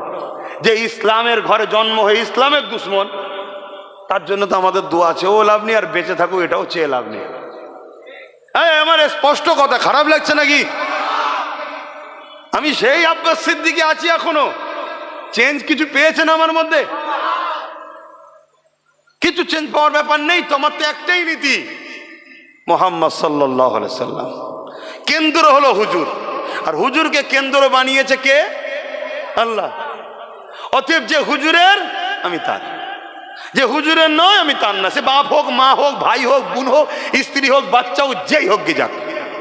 ক্লিয়ার কথা, কথা বুঝে আসছে? ওই জন্য সেই একই জায়গায় আল্লাহ রেখেছে। আল্লাহ যেন এইভাবেই মরণটা দেয়। বলুন আমিন। আকীদা ঠিক করো, নীতি ঠিক করো, মজবুত হও। তুমি এতক্ষণ পরে এসে আবার কি করছো? একটু ফটো তুলতে মন যাচ্ছে, এখানে আসো, একটু সামনে এসো। তো এই সব ফেতনা কি যে ধরেছে এরা, হ্যাঁ? বাপেরা, নওজওয়ানেরা, আমি যে কথা বলতে গিয়ে চলে গেলাম, এ যে 10,000 সৈন্য পাঠালো মদিনার উপরে এবং 3 দিনের জন্য মদিনাকে হালাল করে দিল। ওই 3 দিন ধরে মদিনার উপরে তারা হামলা করতে লাগলো, মদিনার সাহাবা হুজুদিয়াকে হত্যা করতে লাগলো, মদিনা নারীদের উপরে জুলুম অত্যাচার করতে লাগলো। এমনকি আমার নবীর পেয়ারা মদিনা নবাবী শরীফ, তার মধ্যে খচ্চর গাদাকে বেঁধে দিয়ে এমন করে পিশাব পায়খানা করিয়ে নামাজ ইকামতকে বন্ধ করে দিয়েছিল। আল্লাহ নবীর এক সাহাবী ছিলেন মদিনা নবাবীর ভেতরে, তিনি বলতে লেগেছে আমি বেরোবার আগে তারা মদিনাকে দখল করে নিয়েছে, জানকে বাঁচানো ফরজ, আমি একা তাই কি করব? নবী পাকের রওজার ভেতরে ঢুকে আমি জানকে বাঁচাবার জন্য ওখানে নুকিয়ে পড়লাম, কিন্তু অবাক হয়ে গেলাম মদিনা নবাবী আজান ইকামত নামাজ বন্ধ করে দিয়েছিল, কিন্তু আল্লাহ নবী রওজার ভেতর থেকে প্রতিটা ওয়াক্তে ওয়াক্তে ওয়াক্তে আজান ইকামত ও নামাজ জামাতের সাথে হতে লেগেছে। এ যুবকেরা, আমাদের নবী নূর নবী, দয়া নবী, হায়াতুন নবী, তিনি রওজা মোবারকে তোমার আমার জন্য আজও কাঁদতেছে। ইহুদিদের ষড়যন্ত্র ছিল, বাদশাহ নুরুদ্দিনের সময়তে আমার নবী পাকের পবিত্র জেসে মোবারককে রওজা থেকে বার করে নিয়ে বিশ্বকে প্রমাণ করব মুহাম্মদ মাটির সঙ্গে মরে শেষ হয়ে গেছে, কবর খুলে দেখা যদি মুহাম্মদ থেকে আমরা কলেমা পড়ে নেব, এই চ্যালেঞ্জের মোকাবেলা তারা করবে বলে আমার নবী জেসে মোবারককে বার করে নিবার প্ল্যান করেছিল। তাহলে আজকে দিনে যারা আমার নবীকে মরা বলে, এই ইহুদিদের ষড়যন্ত্রের সঙ্গে তাদের ষড়যন্ত্র মিলছে না, মেলে না। তাদের মুখেও তো দাঁড়িয়ে আছে, মাথায় টুপি আছে, তারা বলে আমি মুফতি, আমি মৌলানা, আমি মুহাদ্দিস, আমি শায়েখ, আমি বুখারী, আমি আল্লামা, আমি মদিনা ইউনিভার্সিটিতে পড়েছি, আমি জামে আজহারে পড়েছি। ছোট বাচ্চাটার কথা বিশ্বাস হচ্ছে? সে তো বিরাট কিছু।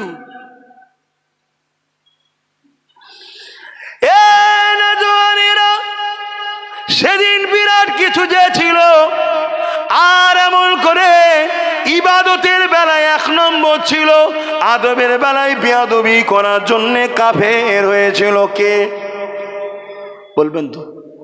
ইবলিস, শয়তান নাম শোনেন নে? ইবাদতের বেলায় 1 নম্বর। জমিন আসমানের এমন কোনো জায়গা নেই আল্লাহকে সিজদা দেয়নি। ফেরেশতাদের কাছেও ভিআইপি ছিল, আর তার আমলের বেলায় ইবলিস নম্বর 1 ছিল, ইলমের বেলাতেও ছিল, সব ছিল, কিন্তু আদবের বেলায় আদম নবীকে সিজদা করলো না, আল্লাহ তাকে কাফের বলে তাড়িয়ে দিল। সেই দিনটাকে খেয়াল করো। আজও আমলের বেলায় বিশাল বিশাল পাওয়া যায়, নবী পাকের আদবের বেলায় পাওয়া যায় না। এটা হলো আজকের দিনে মানবরূপী ইবলিস। শুনছেন তো নাকি? তাই আমি কি আমার ভাইকে বাঁচাবো না? এগুলো সব দাদা হুজুরের বাচ্চা তো নাকি? তা আমি আমার ভাইকে বাঁচাচ্ছি, আমার বাপকে বাঁচাচ্ছি, আমার মাকে বাঁচাচ্ছি, আমার বোনকে বাঁচাচ্ছি। এই বাংলায় তো কোনো মায়ের লালের আমাদের বিরুদ্ধে কথা বলার তো প্রয়োজন নেই।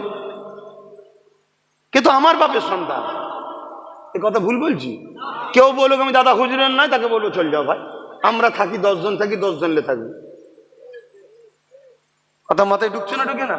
আর যদি বলে দাদা হুজুরের, তা আমি আমার বাপের ছেলে মুজাদ্দেদ জামানের বাচ্চাকে আমি বুঝাচ্ছি, তো তোর কথা বলার অধিকার কে দিল? আমি কিভাবে আমার ছেলেকে বুঝাবো? আমি কিভাবে আমার বাপ, আমার মা, আমার বোন, আমার ভাইকে বুঝাবো? সেটা আমার ব্যাপার। তুই তো আমার বিরুদ্ধে কথা বলার অধিকার নেই তো তোর। যদি বলে না কোরআন হাদিসের বিরুদ্ধে হচ্ছে, তাহলে এক জায়গায় বস না, এক জায়গায় বস, সেটা আমার সাথে তুই ডিবেটে আয়। তুই এদেরকে লক্ষ্য করে কথা বলবি কেন? এদেরকে লক্ষ্য করে তোর কথা বলার অধিকার নেই, কারণ এরা জামানার মুজাদ্দেদ আবু বকরের বাচ্চা, তোর বাপের বাচ্চা নয় এরা। আগামী দিন মারতে হবে এগুলোকে, লাঠি নিয়ে বেরোতে হবে, লাঠি নিয়ে। বুঝছেন না? বোঝেন না? কেন? শয়তান যখন দেখবেন বাগানে পোকা লেগে যায়, কি করতে হয়? দাদা হুজুরের বাগানে পোকা লেগেছে, স্প্রে করতে হবে। স্পষ্ট বলে যাচ্ছি, তোর যদি পুলিশের সঙ্গে, দালাল গাদ্দার নেতাদের সঙ্গে যোগাযোগ থাকে, আমাকে রুকে দেখা। কথা মাথায় ঢুকছে না? ঢোকে? কেন? আমার দাদা হুজুরের কষ্টের বাগান এটা। এই বাংলায় যখন সেরেক হতো, এ বাংলায় যখন ভণ্ডমিদের আস্তানা হয়েছিল, এ বাংলায় যখন পীরের নামে পশু জবাই হতো, এ বাংলায় যখন নামের আগে সিঁড়ি লিখত, এ বাংলার মানুষ যখন ধুতি পরত, আল্লাহর ঘর মসজিদ ছিল না, মাদ্রাসা ছিল না, তখন এই বাংলার ইমানের অস্তিত্ব বাঁচাবার জন্য নবীর আওলাদ মুজাদ্দেদ জামান আবু বকর সিদ্দিককে আল্লাহ সিলেক্টেড করে পাঠিয়েছে। জোরে বলুন সুবহানাল্লাহ, আরো জোরে বলুন সুবহানাল্লাহ। তিনি একটা নয়, দুটো নয়, 3000 মাদ্রাসা করেছে। 3000 আরবি কিতাবকে বাংলাতে ট্রান্সলেশন করে এই কওমের খেদমত করেছে, তিনার রুহানি আওলাদ ও জিসমানি আওলাদদের নিয়ে। অতএব এই বাংলায় অন্য কেউ কথা বলার তো অধিকার নেই। এই আমার কথা ভুল হচ্ছে নাকি? ভুল হলে ধরিয়ে দেবেন, ভুল হলে ধরিয়ে দেবেন, কারণ আপনারও অধিকার আছে আমাকে ধরাবার। কি দাদা হুজুরের হন, আর দাদা হুজুর যদি না হন, তাকে তো অধিকার নেই। শুনছেন না? শোনেন নে? তুই তোর যা পারিস করগে যা, 7টা জাহান্নাম আছে, যেখানে খুশি ঢুকে যা, আমার দেখার দরকার নেই। দাদা হুজুরের যদি আওলাদ হও, তাহলে বলো ভুল হচ্ছে কি? আজকে কি হচ্ছে সিলসিলাটাকে নিয়ে বলো? হ্যাঁ, আমার নবী হায়াতুন নবী, দাদা হুজুর শিখিয়ে গেলেন, আমাদের বাপ দাদা নানা নানি সব হায়াতুন নবী মাননেওয়ালা। আজকে এই বাগানে কথা হয় নবী মোরা, কি করে এরা পার পায়? কথা বলুন। তাহলে আমাদের গাফলতি আছে না? না, আমাদের শক্ত অ্যাক্টিভিটি নেই। নবীর জন্য আমরা কথা বলতে পারি না। দুনিয়ার এলাকার নেতার জন্য বোম বার করি, বন্দুক বন্ধ করি, লাঠি বার করি, সুটা বার করি। আর যখন আমার পাড়ায় কেউ একজন নবীর বিরুদ্ধে কথা বলে, তখন মুখ ঘুরিয়ে চলে যায় কেন? এখানে কে বার করবে? শুনছেন না? শোনেন নি? ওখানে বার করা হারাম, ওখানে বার করলে জাহান্নামে যেতে হবে, তাদের জন্য বার করে ফেললে। আর যেখানে বার করে লড়াই করলেই যদি মরো শহীদ, বাঁচলে গাজী, সেখানে লড়াই নেই কেন? আমার কথা কি ভুল হচ্ছে ভাই? জানি না ভাই, পাগল মানুষ, নবীর পাগল, ভুলভাল বলে ফেলছি না তো?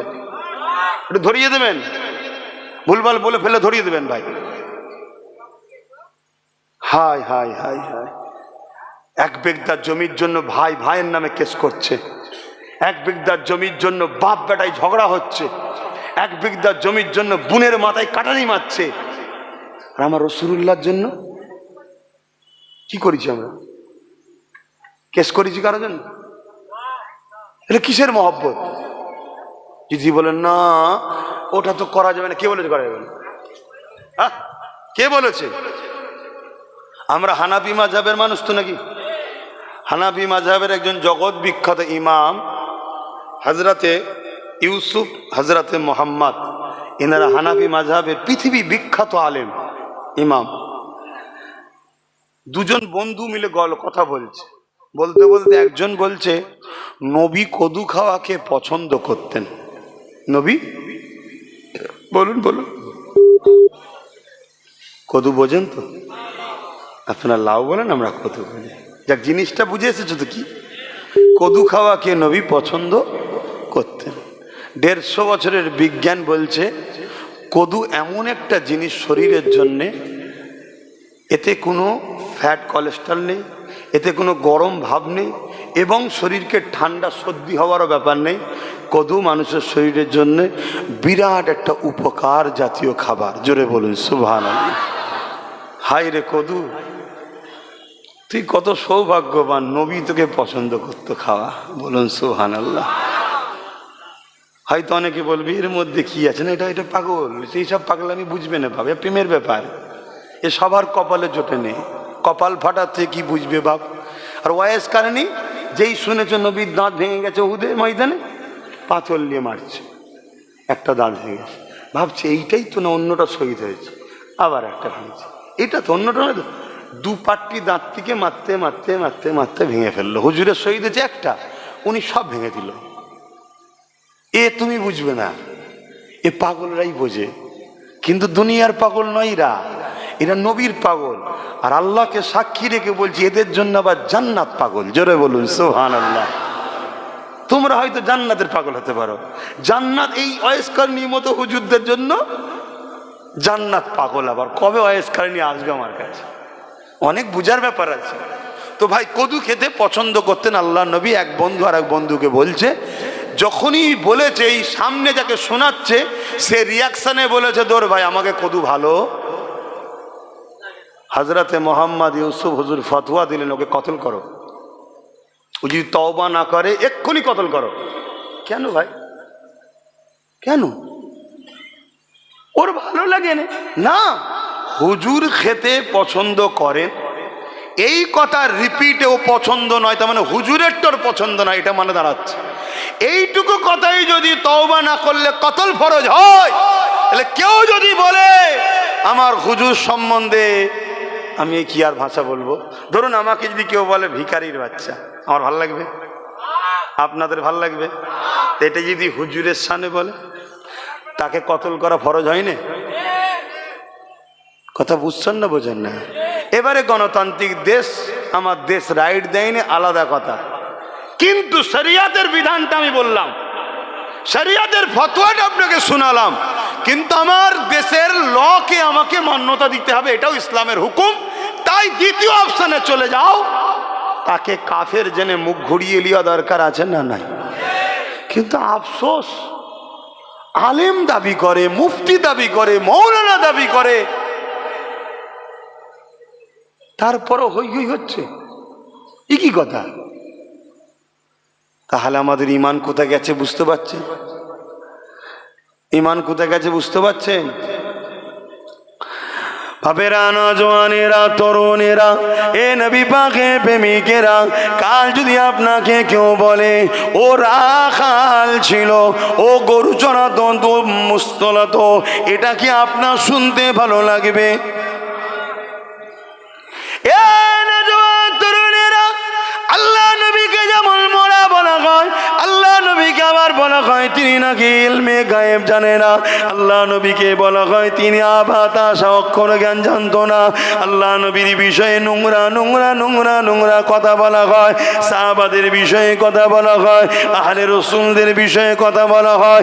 এ যুবক বলো তো দেখি, আল্লাহ যদি তোমাকে দুটো বাচ্চা দেয়, আর তোমার সামনে জন জন দুটো বাচ্চা দাঁড়িয়ে আছে, পাড়ার একজন কেউ তোমাকে ছোট বড় কথা বলছে, তোমার ছেলেগুলো যদি তোমার হয়ে কথা না বলে, তুমি বাপ হিসাবে মনে দুঃখ হবে না? হবে না? তাহলে এত নবীর বাচ্চা, তুমি আমি রুহানি সন্তান, আমার নবীর বিরুদ্ধে কথা হবে এই বাংলা জমিনে, তুমি আমি যদি প্রতিবাদ না করি, বলো তো কিয়ামতের দিনে কোন মুখে নবী শাফাত নেবে? এ যুবকেরা, তরুণীরা, বাপেরা, নামাজ তো ইবলিশও পড়েছিল, নামাজ আজকের দিনও অনেকের রয়েছে, রোজা থেকে হজ দান খায়রাত এলে এগুলো তো ইবলিশের ছিল। কিন্তু মনে রাখবে, আদব না করার জন্য ইবলিশ কাফের হয়ে গেছে। আজও দাড়ি টুপি নামাজ রোজা ওই 72 দলে থাকবে, কিন্তু তারা জাহান্নামী হয়ে যাবে। কেন হয়ে যাবে? আল্লাহ নবী সাহাবাদেরকে জানিয়ে দিল, তাদের অন্তরে খাইয়া থাকবে না, আদব থাকবে না, এই জন্যে তারা জাহান্নামী হয়ে যাবে। এ যুবক শুনে রেখে দাও, তোমাদের জন্য একটা মেসেজ দিয়ে যায়, আমার আমার নবী পাক সাল্লাল্লাহু আলাইহি ওয়াসাল্লাম মদিনার বাজারে গেছে। এমন সময় একটা ইহুদি ঘরের যুবক ছেলে আমার নবী পাককে দূর থেকে দেখতে লেগেছে। আমার নবী পাকের কথাবার্তা, আমার নবী পাকের আখলাক চরিত্র, আমার নবী পাকের মানুষের সঙ্গে সম্পর্ক কথাবার্তা ওই ইহুদি যুবকটার বড় পছন্দ হয়ে গেছে। তাই সে নবীকে বড় দূর থেকে দেখে আর ভালো লাগে। একদিন সে মনে করতে লাগলো, আমি মুহাম্মদ রসুলের কাছে গিয়ে বলবো আমাকে যেন তেনার সঙ্গে রাখা হয়, তাহলে সর্বসময় এত সুন্দর একটা আখলাকে ব্যক্তির সাথে আমার থাকা হবে। এ যুবকেরা, ইহুদি যুবকটা আল্লাহ নবীর কাছে চলে এলো। আল্লাহ নবীকে বলতে লাগলো, ইয়া রাসূলুল্লাহ, আপনি আমাকে আপনার কাছে থাকার পারমিশন দেন। আপনার কথাবার্তা কাজ আমাকে বড় ভালো লাগে। আমি আপনার সফর সাথী হতে চাই, আপনার মজলিসে বসতে চাই, আপনার সঙ্গে থাকতে চাই। আল্লাহ নবী বললেন, ঠিক আছে থাকো। কিন্তু ইহুদি বলতে লাগলো, তবে একটা শর্ত, আমি আমার ধর্ম ইহুদি ধর্ম ত্যাগ করব না। শুনছেন তো? আল্লাহ নবী বললেন, ঠিক আছে তাও তুমি থাকো। ওটা নবীর জন্য স্পেশাল, সবটা আমার জন্য হয় না, আপনার জন্য, ওটা নবীর জন্য হয়। একদিন এক লোক এসে বলছে, হুজুর আমি ইসলাম কবুল করব, কিন্তু 3 ওয়াক্ত নামাজ পড়বো, ওই ফজর আর ঈশা পড়তে পারবো না। যদি আমাদের ছেলেগুলোকে একটু বলা হয় ফজর মাবিরা, খুব খুশি হয় মনে হয়, কিন্তু ওটা তো আমাদের হাতে নেই, ওটা নবীর হাতে রয়েছে। নবীকে ওই পাওয়ার দিয়া আছে। শুনছেন না শোনেন নে? উম্মতের দিকে ট্রিটমেন্ট করবে, কেন উনি হলেন উম্মতের রুহানি। আমি ডাক্তার শব্দটা নবীর সামনে বলবো না, ট্রিটমেন্টকারী, কথা বুঝে আসছে? তাই উম্মতের ব্যবস্থা নবী কি বললে, ঠিক আছে বাবা তুই 3 ওয়াক্ত পড়িস, কিনা এইদিকে আগে কলমা পড়। কলমা পড়ে, ইমানের কলমা পড়ে ইসলাম কবুল করলো। যত বছর বেঁচে ছিলেন সাহাবা হুজুররা বলছেন, ওই সাহাবিটা জীবনে 3 ওয়াক্ত পড়েনি, 5 ওয়াক্ত পড়েছে, তাহাজ্জুদ কাজা করে না। জোরে বলুন সুবহানাল্লাহ। সাহাবিকে জিজ্ঞেস করেছে, আপনি তো 3 ওয়াক্ত পেয়েছেন, এত ফেসিলিটি ছাড়লেন কেন? বলছে, আমি যাকে ভালোবাসি তিনি পরে 5 ওয়াক্ত, তা আমি 3 ওয়াক্ত পড়ি, কেমন ভালোবাসি তাহলে? কথা কিছু বুঝলেন? তা আমরা নবীকে ভালোবাসি বলি, নবী নামাজ পড়তেন আমরা ছেড়ে দেবো? ইচ্ছা করে ছাড়লে হয়? নাচারে যদি হয়ে যায়, ঘুম ভাঙেনি, কাজে ছিলেন, তবুও একটা বাহানা দেখানো যাবে যে আল্লাহ হয়ে গেছে, ঘুম ভাঙেনি, কি করবো, খোদা মেরুনি। আল্লাহ আল্লাহ অনেক দয়ালু। ইচ্ছা করে করে তো নামাজ কাজা করছো যুবক, এগুলো কি ভুল নয় আমাদের? কি গো, আমার কথায় কষ্ট পেয়ে গেলেন নাকি? তাহলে চুপ হয়ে গেলেন কেন?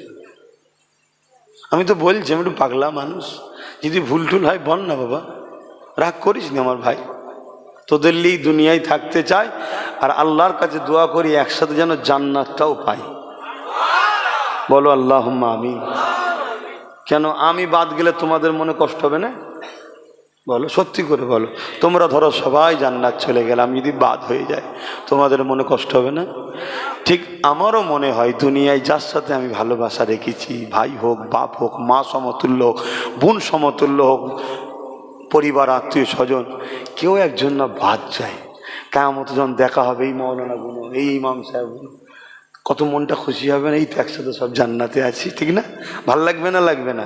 এই জন্য আল্লাহর কাছে যখনই হাত তুলি বলি, আল্লাহ একসাথে যারা দুনিয়ায় আছে একসাথে যেন জান্নাতটাও থাকতে পারি। বলুন আমিন। তবে নবীর হাদিস হলো, আল মারউ মা মান আহাব্বা, দুনিয়ায় যে যার সাথে থাকবে ভালোবাসায়, পরকালে তার সঙ্গে থাকবে। জোরে বলুন সুবহানাল্লাহ। কিন্তু নবী বাদ দিলে হবে? কেন? নবী হলো জান্নাত যাবার ভিসা, বোঝেন তো নাকি? এক দেশ থেকে আর এক দেশে যেতে গেলে কি করা লাগে? জামা কাপড়, ব্যাগ, টাকা পয়সা, ডলার, রিয়াল সব লাগে, কিন্তু মেন কোনটা?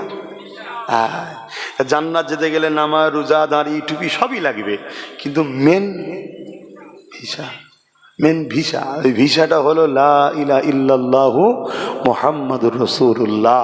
কবরে চেক হবে, এন্ট্রি হওয়ার সাথে সাথে জিজ্ঞেস করা হবে, মান রাব্বুকা, তোমার রবকে, মা দীনুকা, তোমার দিন কি? তারপর আমার নবীকে দেখানো হবে, ইনি হলেন মুহাম্মদ রসুল। ইনার সম্বন্ধে তোমার দুনিয়ায় দিলে কি ধারণা ছিল বলো? এখানে কি আছে বলো? কথা শুনছেন? তখন যদি ছোট বড় কথা বলে, যে কথাগুলো নবীর শানে গুস্তাগি, খাটো করা হয়, অপমানযোগ্য বাক্য, সে নাজাত পাবে তো? আর তাকে যদি আন্ডা ভেজে খাওয়া, মলি সাহেব এসছে খাওয়া, ঝ্যাঁটাই গুমেকে পিটা দরকার যেসব শয়তান গুনা আমার নবীর বিরুদ্ধে কথা বলে। আমার ভাষা খারাপ লাগলো নাকি? বলবি জলসাই, অনেকে আবার বলে, আমি শুনেছি জলসাই বসে বসে কি করছো রে শয়তান, তোর গায়ে লাগলো কেন? তোর গায়ে লাগলো কেন রে শয়তান? জলসাই বসে বসে নবীর মেম্বারে উঠে নবীর বিরুদ্ধে যখন কথা বলে হারামখোর শয়তান গাদ্দার, তখন তোর মুখে কথা বেরোয় না তো? আর আমি যখন বলেছি ঝ্যাঁটাই মেঘকে পিটবি এলাকাতে গেলে যেন সব বোঝে এই নবীর দুশ্মন যাচ্ছে, তা গুয়ের গন্ধ গন্ধ বেরোচ্ছে। কথা বুঝছেন না, বোঝেন না? দরকার আছে না নয়? হ্যাঁ, যুবরা রিক্স লাও, যা আছে কপালে ছেঁড়া কাতে বগলে, চলো না তুমি আল্লাহ একবার ঝাঁপিয়ে পড়ো, যা হবে হবে। আরে মরে এমনি যাবো, মরে তো এমনি যাবো। তোমার তো ঘর এখানে টুক করে ঢুকে পড়বে, আমি যাবো না তোরা ঘরে? আমার কোনো টেনশন আছে? কারো কিচ্ছু করার নেই। ফাইসাল্লাহ জমিনে হয় না, ফাইসাল্লাহ ওইখানে হয়, বুঝতে পারছেন? জমিনওয়ালা যতই ফাইসাল্লাহ করুক, এই করবো হ্যান করবো ত্যান করবো এই করবো ওই করবো, সব ওইখান থেকে যেটা ফাইসাল্লাহ হবে সেটা হবে। কে ফাইসাল্লাহ করে ওখানে? চিৎকার দিয়ে বলুন কে? বলুন আল্লাহু আকবার। হ্যাঁ, যিনি সব থেকে বড়, আর তেনার ফাইসাল্লাহ সবার ওপরে। কথা বুঝে আসছে না? না বাপেরা, নজওয়ান তরুণেরা, এ নবী পাকে প্রেমিকেরা, আল্লাহ নবী কতটা ভালোবাসে তোমাকে আমাকে। কিয়ামতের দিনে যেদিন বাপ ছেলের হবে না, ছেলে বাপের হবে না, মা মেয়ের হবে না, মেয়ে মায়ের হবে না, কেউ কারো হবে না। কি অবস্থা একটু বলবেন তো? টাইম তো চলে যাচ্ছে, নামাজ পড়তে হবে তো, ঈশা রক্ত হয়ে গেছে তো। এ না জওয়ানেরা, যুবকেরা, প্রেমিকেরা, আহারে আমার টাইম ছিল 7:30 পর্যন্ত। যেই বললো 8:30 আজান হবে, ঘরের কথা ভুলে গিয়ে আবার শুরু করলাম। কেন ভাল লাগছে হুজুরের কথা বলবো, ঠিক না? হাইরে হাইরে, কালকে সূর্য উঠবে, আব্বাস উঠবে কি জানি না। সময় যখন পেয়েছি একটু নবী নবী করেলি, কিয়ামত দিন আল্লাহ বলবে হাবিব আপনার পাগল ছিল। কথা বুঝে আসছে না? না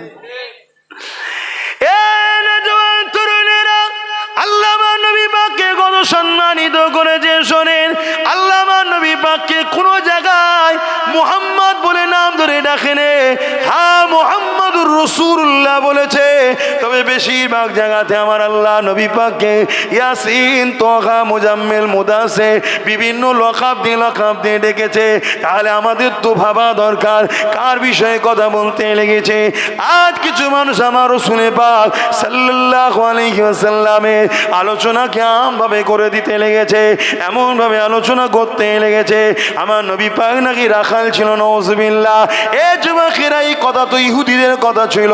আমার নবী পাক ইহুদিরা রোহাইনা বলে ডাকতো, রাখালের আরবি ভাষা হলো রোহাইনা।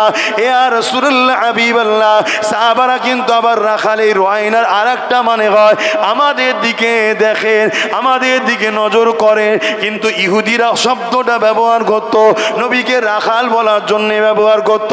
আল্লাহ পাক সহ্য করলেন না, আমার আল্লাহ জানিয়ে দিলেন তোমরা রোয়াইনা নয়, বলো ক্বালা উনজুরনা।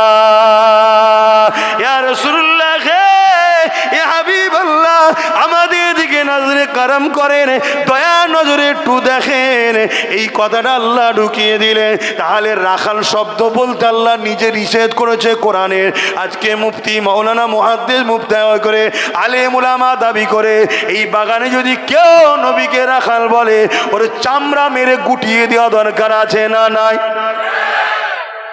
কথা শুনছেন না শোনেননি? কালকে পুলিশ বলতে পারে, সরকার বলতে পারে গণতন্ত্রের বিরুদ্ধে যাচ্ছে, শুনছেন না শোনেননি? যখন আমার নবীর বিরুদ্ধে বলছিল তখন বলতে হবে শয়তানগুলো তোরা কোথায় থাকিস। তখন মনে হয় না যে একটা ধর্মের বিরুদ্ধে কথা হচ্ছে? কথা শুনছেন না শোনেননি? অতএব আমার নবীর ব্যাপার যেখানে আসবে ওখানে দ্বিতীয় কোনো ব্যাপার আর চলবে না। দরকার হয় যুদ্ধ করতে হয়, যুদ্ধ করতে হবে। রাজি আছেন? হাত তুলে আল্লাহকে সাক্ষী রেখে বলেন হুজুরের জন্য যুদ্ধ করতে রাজি আছেন? হ্যাঁ, ইমান তৈরি করুন। ফাটা কপাল হয়ে মরে লাভ নেই। গরু ছাগল দিন দেখবে রাস্তাঘাটে মরছে, ওইভাবে মরবেন? হ্যাঁ, হুজুরের প্রেমে মরেন, হুজুরের প্রেমে মরেন, উম্মতে মুহাম্মাদি দাবি করো, লজ্জা হওয়া দরকার আমাদের। আমাদের উচিত এইভাবে একত্রিত হওয়া যে আমরা তাকে ক্ষমতায় আনবো, যে ক্ষমতায় আনার পরে আইন করবে। আমার ক্ষমতা যতদিন চলবে, মুহাম্মদ রাসূলের বিরুদ্ধে কথা বললেই তার জীবন কারাদণ্ড, তাকে আমরা আগামী দিন ভোট দেব। উম্মতের এই চেতনা থাকা দরকার। উম্মত এই চেতনা না করে পেটের জন্য ভোট দিচ্ছে, আর পেটের জন্য ভোট দিতে যে দিনকে দিন গরিব হচ্ছে উম্মত গুলো, ভিখারি হয়ে গেল উম্মত গুলো। চাকরি নেই, গাড়ি নেই, বাড়ি নেই, পড়াশোনা নেই, ভিক্ষা খা খা। আমাদের সংগঠিত হওয়া এটা দরকার যে আগামী দিন এই গণতান্ত্রিক দেশে, গণতান্ত্রিক জায়গাতে আমার নবীকে হাসতে খুশিতে থাকতে চায়। আমরা কারো ধর্মগুরুর বিষয়ে বিরুদ্ধে বলি, কথা বলেন ঠিক তেমনই আমরা পছন্দ করি না তুমি তোমার লিয়ে থাকো, আমার হুজুরের বিরুদ্ধে কেউ কথা বললে তার যাবজ্জীবন জেল হবে। আইন যে করবে আগামী দিন জিতার পরে, তাকে আমরা শক্তিশালী করব। এটা যদি আপনারা বলতে পারেন, আল্লাহ আপনাদের রুজিতে বরকত দেবে, শিক্ষায় বরকত দেবে, গাড়ি দেবে, বাড়ি দেবে, আসমান থেকে রুজির রাস্তা খুলে দেবে। আর যদি এটা না বলতে পারেন, আগামী দিন তৈরি হন, ঘর থেকে মা বন্ধু করে টেনে বার করলে যা হবে, কিচ্ছু করতে পারবেন না। কথা খারাপ লাগছে? কথা খারাপ লাগে ঢিল মারেন না, মারেন, ঢিল মারেন, মেরে পারেন, কিন্তু বেঁচে থাকলে দাওয়াতে গেলে হুজুরের লড়াই করবো।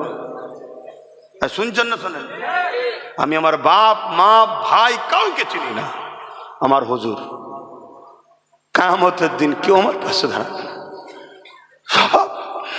সবাই নিজের জন্য পেরেশান, আমার হুজুর বাঁচাবে, আমার নবী বাঁচাবে। যেখানে আদম থেকে ঈসা নবী সবাই বলবে নফসি নফসি, সেখানে আমার নবী বাঁচাবে।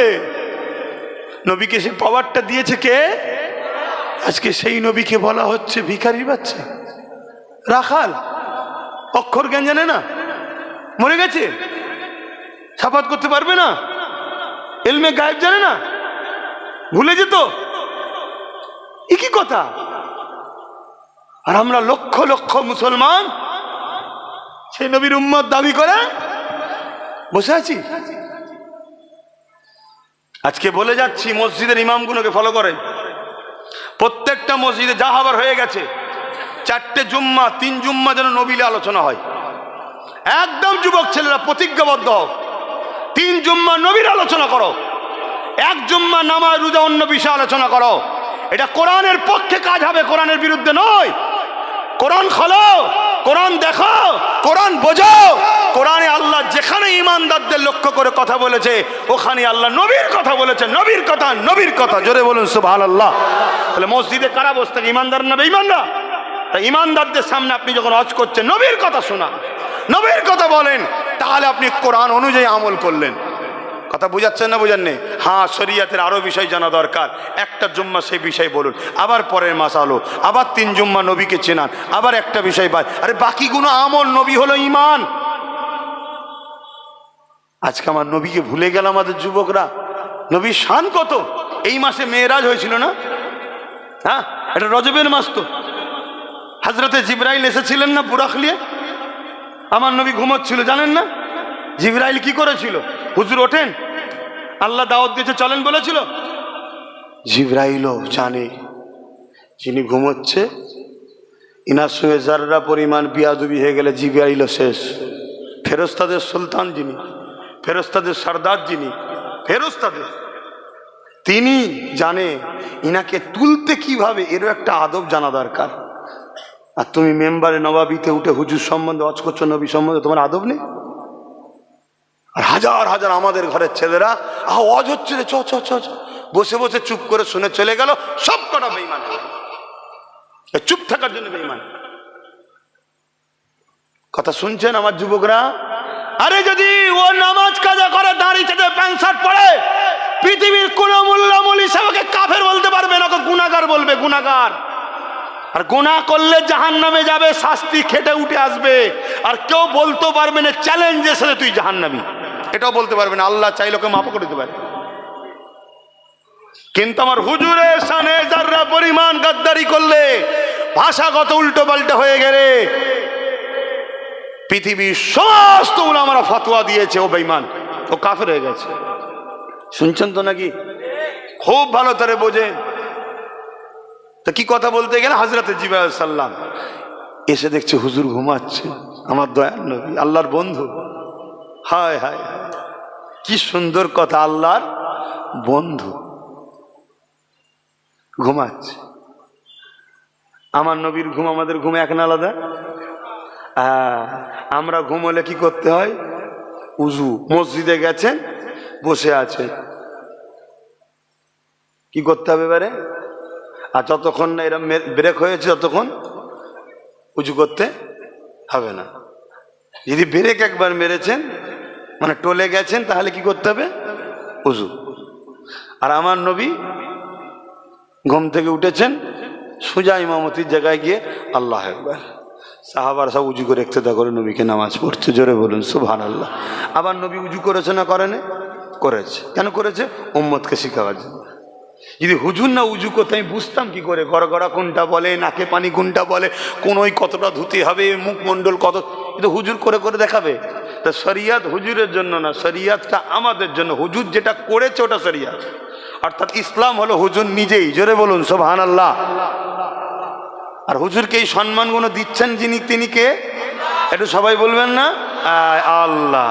আল্লাহ দিচ্ছে, সব কিছুর মালিক কিন্তু আল্লাহ। এটা মাথায় রাখবেন, সব কিছুর পাওয়ার, সব কিছুর মালিক আল্লাহ। কিন্তু হুজুরকে এই পাওয়ার দিচ্ছেন আল্লাহ। কেন? আল্লাহর বন্ধু হন। তা জিবরাইল বলছে, আল্লাহ আপনার বন্ধু ঘুমাচ্ছে, কিভাবে উঠাবো? আল্লাহ বলল, জিবরাইল, যুবকরা শুনছো তো, আমার বন্ধুর কদমের গোড়ায় বসো, বসে আমার বন্ধুর কদমের তালুতে, পায়ের তালুর তলাতে ঠোঁট লাগিয়ে চুমা দাও। জোরে বলুন সুবহানাল্লাহ। যেই জিবরাইল দিয়েছে, আমার হুজুর উঠে বসেছে। জিবরাইল সালাম দিচ্ছে, আসসালাতু আসসালামু আলাইকা ইয়া রাসূলুল্লাহ। নবী সালামের জবাব দিয়ে বললেন, কি খবর ভাই, কি খবর? আপনাকে মুবারকবাদ, আল্লাহ আপনাকে দাওয়াত দিয়েছে, দিদার দেবে। জোরে বলুন সুবহানাল্লাহ। আর মুসা নবী বারবার বলছে, আল্লাহ দেখবো, আল্লাহ দেখবো, আল্লাহ দেখবো, আল্লাহ দেখবো। আমি মুসা নবীকে ছোট করছি না, নাউজুবিল্লাহ। মুসা নবীর জুতোর ধুলো আমার চোখের সুরমা হবে। নবী বেয়াদবি বলে, ওখানেও বিয়াদ বলে কাফের হয়ে যাবে। কেন? আমরা ইমান এনেছি রসুলিহি, সমস্ত নবীদের উপর ইমান এনেছি, সমস্ত নবী হক, ঠিক না বেঠিক? কিন্তু আমি বুঝাতে চাইছি যেটা মুসা নবী বারবার বলছে, আল্লাহ দেখবো, দেখবো, দেখবো।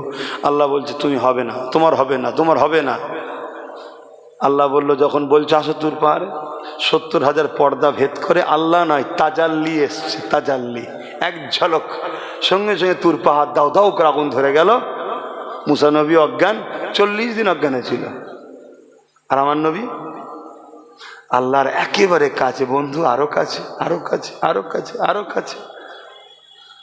দীর্ঘক্ষণ আল্লাহ হাবিবকে দেখছে, হাবিব তার মালিককে দেখছে। জোরে বলুন সুবহানাল্লাহ।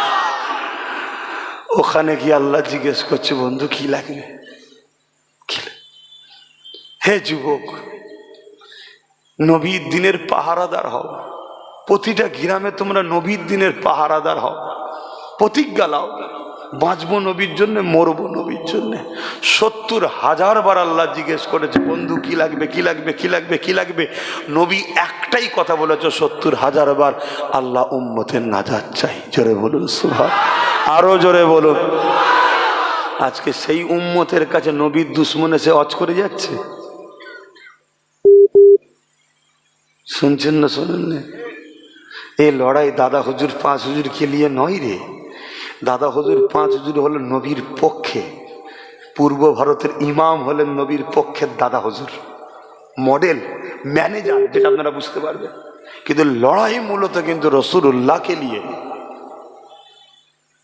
এ দুনিয়ায় একদল লোক আমাদের দিল থেকে নবী বার করতে চায়, আর দাদা হুজুর 5 হুজুর বা আরো তাদের গোলাম যারা এখন অনুসারী সিলসিলার আছে, হাক্কানি উলামা, তারা এই উম্মতগুলো দিলে নবীকে ঢুকাতে চায় যে নবী ধর, নবী ধর।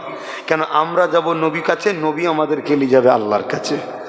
আমাদের কাজ নবীর সঙ্গে জুড়া, নবীর কাজ আল্লাহর সঙ্গে বান্দাবান্দিকে জুড়া। জোরে বলুন সুবহানাল্লাহ। আল্লাহ কোরআনে বলছে, হাবিব মুনাফেক কারা জানেন? মুনাফেক, মুনাফেক দেখবেন আমার জন্য ছুটে ছুটে আসবে। আল্লাহ নিজে বলছে মুনাফেক আল্লাহর দিকে অর্থাৎ আমার জন্য ছুটে ছুটে আসবে। বন্ধু আপনার বেলায় হোঁচট খাবে, এরা হলো মুনাফেক। আর মুমিন কারা? বন্ধু যারা আপনাকে বিশ্বাসের সাথে ভালোবেসে মেনে নেবে তারা হলো মুমিন। তাদের জন্য খুশির খবর, ইউহিব্বুকুমুল্লাহ, কোরআন বলছে আমি আল্লাহ তাদেরকে ভালোবাসবো। জোরে বলুন সুবহানাল্লাহ। আল্লাহ কাদেরকে ভালোবাসবে? যারা নবীকে ফাত্তাবিউনি, আকে ইত্তেবা করে ভালোবেসে হৃদয়ে জায়গা দিয়ে দেবে। আল্লাহ ওই ব্যক্তিগুলোকে বলছে আমি ভালোবাসবো। আর আমি যাদেরকে ভালোবাসবো ওয়াগফিরু লাকুম যুনুবাকুম আল্লাহু গফুরুর রহিম, তারা যদি ভুল করেও থাকে, জুলুম করে থাকে, সব মাফ করে দেবো। জোরে বলুন সুবহানাল্লাহ। আজকে এতটুকু, আমার নবীকে ভালোবাসেন, পিয়ার করেন, নামাজ পড়েন, রোজা রাখেন, হজ করেন, যাকাত দেন, দান খায়রাত করেন, এগুলো হলো আমল। জান্নাতের কোয়ালিটি আছে না নাই? যার যত আমল বেশি সে হাই কোয়ালিটি পাবে। কিন্তু জান্নাত যেতে গেলে যেটা মূল দরকার সেটা হলো হুজুর। কবরেতে হুজুরকে দেখানো হবে, বলো ইনার সম্বন্ধে তোমার আকীদা কি ছিল। এ জায়গায় যদি ধরা পড়ে যায়, আমরা পরীক্ষা দিই না, এক কথাই উত্তর আর খোলাসা লিখো, ঠিক না? তো কবরে তিনটে প্রশ্ন হবে, দুটো হচ্ছে এক কথার উত্তর। পরীক্ষা দিয়েছেন তো নাকি? এক কথাই উত্তর। মান রাব্বুকা, এক কথাই উত্তর দেখো, রবকে রব্বি আল্লাহ, মিটে গেল। মা দীনুকা, এক কথাই উত্তর, দিন ইসলাম, মিটে গেল।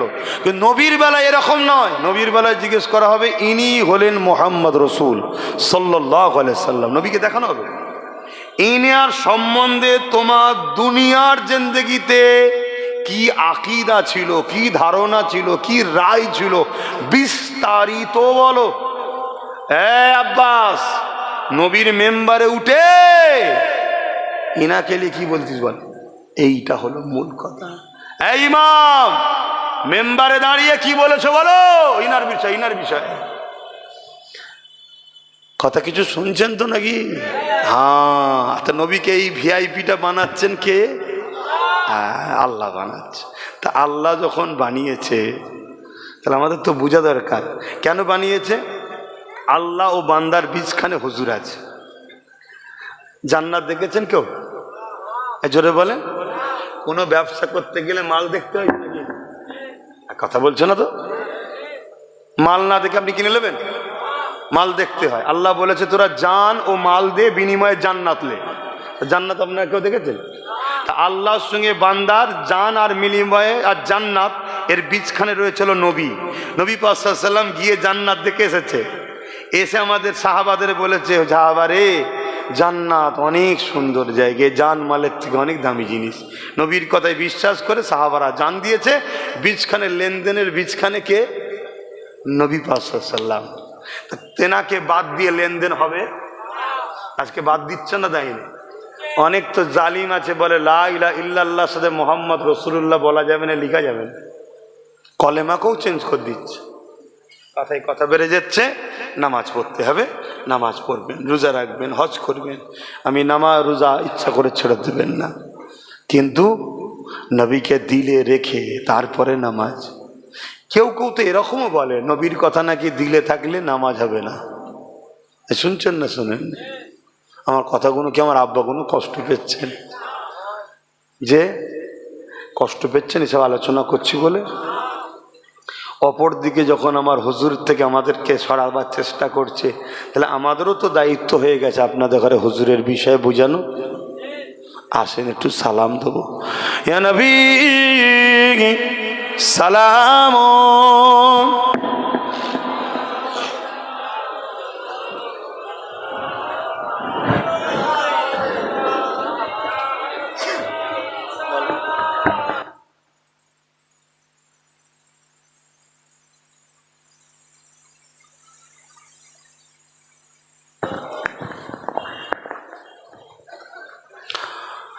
এই যে আমরা দাঁড়িয়ে সালাম দিই, এই নিয়েও সমাজে দ্বন্দ্ব আছে না? নাই?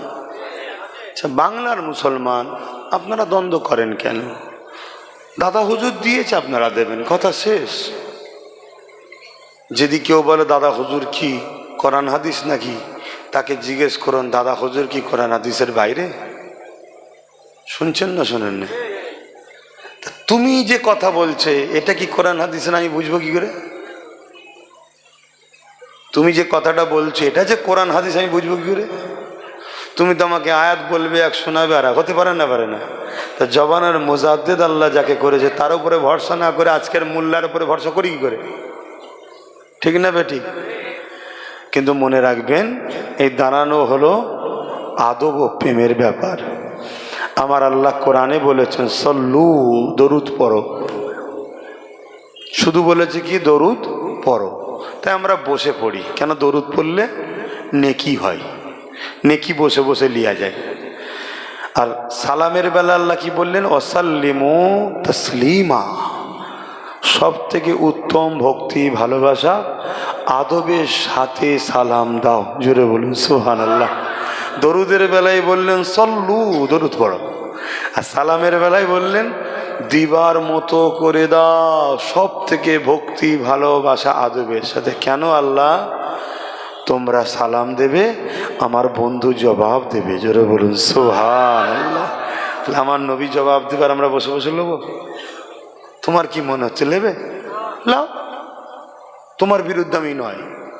তোমার যদি মনে হয় বসে নেবো, আমি তোমার বিরুদ্ধে নয়, কিন্তু আমার মনে হচ্ছে আমি আদবের সাথে নেবো। তুমি আমার বিরোধী করছো কেন? তাহলে ফেতনাটা তাহলে কে করলো? আমার বিরোধী করার ফেতনা হলো তো। আমি তো তোমার বিরুদ্ধে বলছি না, তুমি বসে দাও, কিন্তু আমারটাই তুমি বিরোধী করলে কেন? যেখানে আল্লাহ হুকুমও দিয়েছে তুমি সালাম দেবে, আমার বন্ধু জবাব দেবে, তাই দিবার মতো করে দাও, আদব ভক্তি ভালোবাসার সাথে দাও। তাই আমরা একটু আদবের সাথে দেবো। ঠিক আছে? আদবের সাথে হাত বেঁধে হুজুর জবাব দেবেন। আর হুজুর দেখতে পান না একটু বলুন। হ্যাঁ, হুজুরকে দেখার ক্ষমতা কে দিয়েছেন? আল্লাহ। আপনাদের কারো কি আল্লাহর উপরে ক্ষমতার অবিশ্বাস আছে যে কি করে দেখতে পাবে? এরা মনে হয় নাকি? না, আল্লাহর ক্ষমতা আছে। ঠিক না বে ঠিক? আল্লাহ ক্ষমতা দিয়েছে। আসেন।